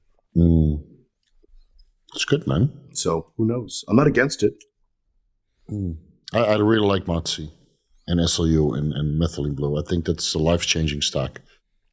I think that was like the missing ingredient to my steroid cycle. Yeah, I think what we keep coming back to, like with my prep this year, just showed me the next level of being able to get down to that low body fat. But once your mitochondria are just running so efficiently, nothing suffers, both mentally and physically. Even now, currently my body fat, even I'm 7 kg up on my stage weight, I'm pretty much near contest conditions still. Like I haven't gotten fat, and I'm eating 4,800 calories on training days now, and that's what I'm eating also. Rest days I'm at 3,700. So, I mean, even from a body fat perspective, with the mitochondria being more efficient, I just haven't gotten fat post-show with all the food I've been eating. Yeah, so that's what I noticed also. So after that initial fat gain from the United States, eating cheesecakes and whatever, that's where I gained most of my fat. And now I'm eating like twice as much, literally. I'm eating about 4,500, 4,800, depending on the day. And I'm getting leaner. I'm recomping. It's, it's so weird. Okay, my PD intake increased a little bit. Maybe the growth hormone high dose helps with that. And being more regimented, obviously, than walking around the United States and freestyling the meals. But yeah, I feel that I've never recomped on close to 5,000 calories. It's pretty insane. And that's what most people tell, that SLU and the mitochondrial upregulation really prevents fat gain during the off-season. Yeah. And that's, of course, a game changer, because the leaner you can start prep, the shorter prep is, and the more muscle mass you can retain because you're less tired at the end. Yeah. That's the hard part. Like most guys just fade away at the end because they've been dieting for 20 weeks.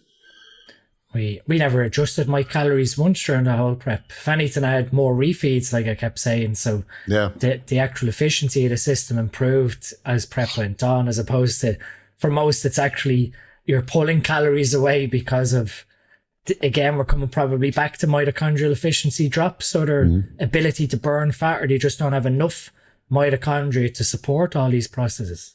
So I think the more we start educating on this now, the condition we're going to see with bigger guys might improve again. Well, I mean, it was kind of apparent at this year's Olympia. So if you can lead the way, then hopefully, the Mr. Olympia quality and the Arnold Classic quality can improve. We'll never get credit for it, but that's all right. That's all right. I don't listen to the Anabolic Roundtable at all. Sure you don't. Okay, so we'll revisit Mots-C a little bit more when we discuss the fat burners, but I'm just going to put it in A tier because it does provide some sort of performance-enhancing benefit, which is more than you would be able to say from MK-677 or insulin or growth hormone secretagogues. Just based on my personal experience, I think it's close to Pharma HGH and Increlex. Okay. Yeah. Yeah, it really keeps the day going. SS31. Now, I did some research on that. Also helps with mitochondrial efficiency and biogenesis, but it's significantly more expensive, and you need to run a reasonably high dose. So I ran 5 milligrams SS31 for about a week or two, and then my wallet was literally crying. And then I didn't really notice much of a difference on top of the mitochondrial stuff that I was running. Now, this is a year ago, before the SLU PP332 and the methylene blue and the Mots-C. At that time, I was running Mots-C at the same time, so maybe that negated the effect. Dean, do you have any experience with SS31? I do. Like you, I've done 5 milligrams 5 days per week for 3 weeks in a row. But that's with everything else in play, like Mots-C, SLU, methylene. That, did I notice a massive benefit? I can't really say. I mean, without sort of, maybe if you tracked some blood work markers to sort of look at rates of oxidative stress, would you see something reduce or even increase with the SS31? Because obviously we've discussed that SS31 being something that directly plays into mitochondrial biogenesis, so you actually improve the density of the mitochondria, would actually increase your oxidative stress risk by having more mitochondria. So did I notice anything massive from it? I can't really say. But you get like an ashtray face overnight, which indicates like oxidative stress. All those guys megadosing their mastodon, they look like ashtrays. But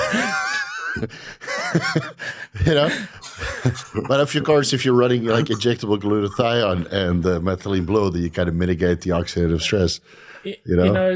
For me, when I tried it, on top of everything else, because obviously we have this tried and tested protocol that you're like, I'm not screwing this up, I'm going to keep this in play. Yeah. Did it do anything beyond what the others were doing? I couldn't say that. I had a huge increase in energy or a huge increase in training performance. So research looks promising for if you have massive amounts of oxidative stress with like organ issues, but as a sort of day-to-day runner or something that you'd consider, performance enhancing, I think there's other options. I think it's good pre-surgery. I talked to several surgeons that use it pre-surgery to upregulate the mitochondrial function and density. So in clients with low mitochondria, this seems to be the one that raises the mitochondrial function quite dramatically over the course of a week. Then they do surgery, and then with all this ATP production, the outcome of the surgery is better than without it. And that's extensive surgery with stem cells and transfusions and bone marrow and all that shit. So I think it has some practical applications there. But what you see with methylene blue, you add that in and you notice an immediate effect. Same with SLU, it takes a couple days, but after a week of continuous use, you notice like, my energy levels are better and my fat loss is improving and my my performance is improving. And same with Mots-C, and it's almost immediate. But with the SS31, I didn't notice any dramatic effect. Not on day 1, not on day 14.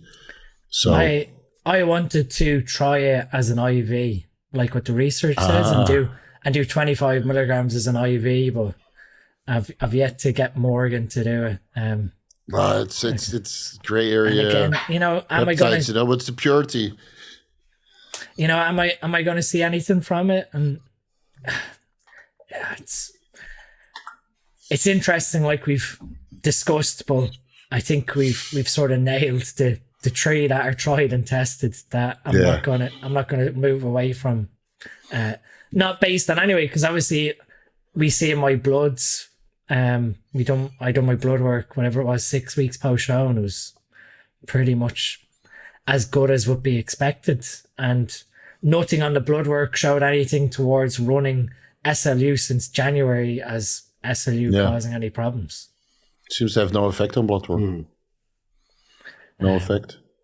So that's good to know for the effect that you get out of it. It's rare. Most of the stuff that really works also has an effect on your blood work. And you've got a moral decision. Yeah. Okay, so let's go over the tier list to kind of confirm and see if we want to make some changes. In S tier, the absolute overpowered drugs are pharma growth hormone and Increlex, which is pharmaceutical IGF-1. In A tier, we got BPC-157, TB-500, and Mots-C. In B tier, we have nothing. But in C tier, we have generic GH on par with MK-677. D tier, insulin. Again, it could be A or B tier, but that's only for the highest of the highest levels. And again, if you have access to Increlex, no need. Injectable growth hormone secretagogues and GHK-Copper, I got an E tier. And then the heartbreaker F tier, which is going to lead to all of the negative comments and the drama and the unsubscribes. IGF-1 LR3, IGF-1 DES, mechanical growth factor, any kind of follistatin, ACE031, ACE083, and then to be determined EPO, because it does look intriguing. The anecdotal reports are astounding, but I'm a little bit hesitant to experiment on it myself. Anything we would like to change? Anything that we forgot? Any anabolic peptide that we overlooked? Not that I'm aware of. All right. Not that I could think of. Okay. Well, that brings this anabolic roundtable to a close. Next time, we'll design some cycles from start to finish. And then the month after that, we'll start classifying the fat burners, which 100% will give us 100,000 views. Yeah. Because every time I make a video about fat burners, oh man, the views fly. Nobody cares about being big anymore. I want to be shredded. Shredded abs. Shredded. Guys, anything you want to contribute for this episode? Anything that we should discuss? No, Kurt, do you want to do a quick tangent about the growth and the calories? Yeah, I mean, we could touch on it. It probably warrants a whole video. It's just that the food, right? Energy is not the driving force in muscle growth. There is an energy requirement during protein translation, but it's not, eating more does not yield more muscle, right? Yeah. And we see that with IGF and GH bypass that whole mTOR pathway by activating and showing the body that there's energy. Anyway, so in theory, if you're using Increlex or good growth hormone, you could technically grow in a deficit because your body's still and energy and recomp because you take the fatty acids from the adipose tissue and literally translate that into new cell membranes. Yeah, so and of course you use that for fatty acid oxidation. I think where this growth in a caloric surplus comes from is in a natural state, and then of course the enhanced bodybuilders should kind of adopt this. But I proven to everybody that I gained 30 kilos, 20 kilos of muscle in a deficit. That's a lot of muscle memory, but it's still real fucking muscle. I gained all my size, some 100 pounds, with never going above single-digit body fat. So it probably not needed to overeat. No. Now, do you feel that you grow better if you're in a slight caloric surplus because it allows you to train harder? No, use more drugs. Kurt. No, I mean, I think food growth, I'm not in a deficit per se, but I don't think that, do you really feel like you can train harder when you're fat? I'm not talking about fat, but it being in a slight caloric surplus. So I came from 2,800 calories and I ramped it up to 4.5. And did your training improve? Yeah, I got significantly stronger. Okay. I mean, my workout is surrounded by most of my carbs are very heavy before, during, and after. Yeah. So I'm still getting the benefit from that. I just don't do as much later. Yeah. So you have inter, pre, and post, right? Mm-hmm. Yeah. And how many carbs are we talking about? It depends. When I was growing, it was a lot of carbs, 600 to, at a very short period of time, I did up to 2,000 grams of carbs. Wow. Usually about 1,000 grams of carbs a day. And the majority of it pre, post, and entry. But if you want to get leaner, you dial back the carbohydrates. That's all I do. It's the only variable I play with. My fat stays low all the time. My protein stays about the same. So your calories do fluctuate a little bit? They do. Now I'm closer to maintenance because I'm not interested in growing. Yeah. And we're talking about 200 to 300 calorie fluctuation? At the most, yeah. I mean, my maintenance is, last time I checked, it was closer to 5,500. So I still have to eat like an asshole to maintain Fuck. weight. I mean, you saw me in the restaurant. Yeah. Good. I love it. Yeah, that's why I don't generally post my food, because I think it makes people upset that I can eat like that. Yeah. Yeah, but you got to live it to, understand it. The funny thing is, like, metabolism seems to be quite adaptive. So if you slowly ramp up your calories and training intensity and drugs alongside of it, then at one point you just hit this point where you recomp, even if you eat a boatload of food, because the metabolism has increased so much. Mm-hmm. I just think that a lot of people misunderstand this caloric adjustments by making 500 to 1,000. Yeah, it's too big of a jump. It's too much of a jump, but that's how you get fat, or that's how you get flat. You're like, I'm going to go from 5,000 to 2,500 and start cutting. No. 10%. Small increments. Yeah, small. And usually 10% works, right? So from 5,000 to 4,500, or maybe even 4,700, small adjustments to keep the metabolism going and keep your body, burning as it should be. Whereas these crazy adjustments up and down, that's where the problems start. Yep. And it's not maintainable. The guys that I know that bring their calories way low to try to lose fat, how long do they maintain that diet for? Then they're cheating on the diet all the time anyway. And then So I did it for 3 years, right? Low calories, but then I would have a refeed in the weekend. But then I realized after the United States that my metabolism for my size is not where it should be. So I decided to do a hard reset. And now I'm in a good position again. I'm recovering, right? I'm training legs twice a week, chest twice a week. I have a boatload of energy. And so it's all newfounded for me because I was calorically restricting for such a long time, trying to stay lean for social media. And now I'm staying just as lean on double the calories. Yeah, it'll backfire eventually, right? If you diet too long. Yeah. You see that in women too. I don't generally coach women, but I'm helping a client coach a bikini athlete, and the same thing. She's been dieting since last January, so she's on 1,000 calories now going into a show. Way too low because her metabolism tanked. And the funny thing is, so I gained all this size, right, from 92 kilos to let's say 110 on 2,800, 2,500 calories, and now I almost doubled my calories, and I gained 5 extra kilos. But the recovery is 10 times better. Right, so now I'm pushing against my limit of 120 kilos, where I'd really have to ramp up the calories. So I think that growth in calories are not linear. No, there is a relationship. I just meant it's not this vast. Like the more you eat, the bigger you're going to grow. Yeah, you'll move the scale more, but that's not what you're looking for.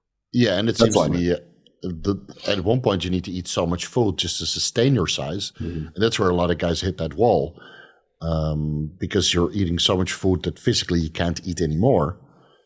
And then you really have to leverage the pharmacology or sleep 16 hours per day. Yeah. Or use a beta blocker to reduce your heart rate, something like that. So I think a lot of people really misunderstood the calories, that it's some sort of linear progression. But in the end, it's not really the case. And I think the small adjustments, that's where the secret is, to kind of assess how the progress is going, energy-wise, training-wise, body composition-wise, and then make a small change of 200 calories or 10% based on your total, and then take it from there, which is hard, but that's why we have coaches. Yep. I guess where it gets blurred in terms of even like what Kurt said with body weight, we're looking to put on lean tissue as opposed to body mass. So obviously, the more you eat, the fatter you get, the heavier you get, but not necessarily how much more muscle tissue you put on. So, and then at the end of the day, as bodybuilders, the more fat that goes on, the more you have to diet off, and the more you have to potentially suffer or diet longer, or there's so many variables that play into that. I agree that there is a ceiling towards food. Similar to like when you're dieting someone. Like for me, whenever I coached, people to the stage, I'd never let calories go below like 12 calories per pound. We've seen people go as low as 8 or 9 calories per pound. 12 to 13, knowing that 15 calories per pound is roughly, maintenance. 12, like Kurt said, you just got a small little deficit, and then play off the anchor of activity if you need to create a deficit. But then the other side of it, then I've come to, coming back to the mitochondria, you get them to operate better, you've got a better playing field towards how much food, your recovery, activity, etc. So Yeah. I think even when you're pushing someone in like a growing phase, like 15 being maintenance, 18 being your surplus, Top end, yeah. 20 if you're really pushing it. But you know, at the end of the day, what is the rate limiting factor to you putting on your tissue? If your protein intake is staying the same, you're consistently recovering with glycogen, it's either the training stimulus or the recovery, which you circumvent with what Kurt said, with more drugs. Yep. Well, and the actual rate limit, right, is, like I said before, is how many stem cells you have. That's why muscle growth slows down as you age. Mm-hmm. True. It's, you know, there are many, many stops before that point that can be rate limit someone's genetics, right? You have 300 some odd genes that control this stuff, 77 genes directly controlled by steroids. You have so many things that could go wrong before you even get to the stem cell thing. But if everything's right, the stem cells are the ultimate rate limit, not the energy source. Yeah, micro injuries preventing you from training at your highest capacity. That's I'm saying in a vacuum, it would be the stem cells. Mm-hmm. I don't think most people get there, to be honest. They're not in a vacuum. They're not in a vacuum, exactly. All right, let's leave it there. Next week or next month, we'll do a cycle start to finish. We'll get a good IFBB Pro on the panel. Fingers crossed he's going to agree, but I'm sure he will. And then we'll guide everybody through the ideal scenario of picking your drugs and ending up on the Olympia stage. And of course, adjusting training, nutrition, and supplementation along the way with some blood work advice. It might be a 3-hour podcast, but let's put our heads together and make it happen. Because that will be, I think, the biggest groundbreaking podcast for the next generation of thinking about becoming IFBB pros. So they can do it right from the start without making all the mistakes that us four have made along the way. So let's leave it there. Guys, this was great. Dean, I hope to see you very, very soon. And well, Kurt, I'll see you in a couple months at the Hour Classic. That's for sure. Yep. That's for sure. Any parting words for this podcast? No, it's a pleasure as always. Yeah. Thanks for having us.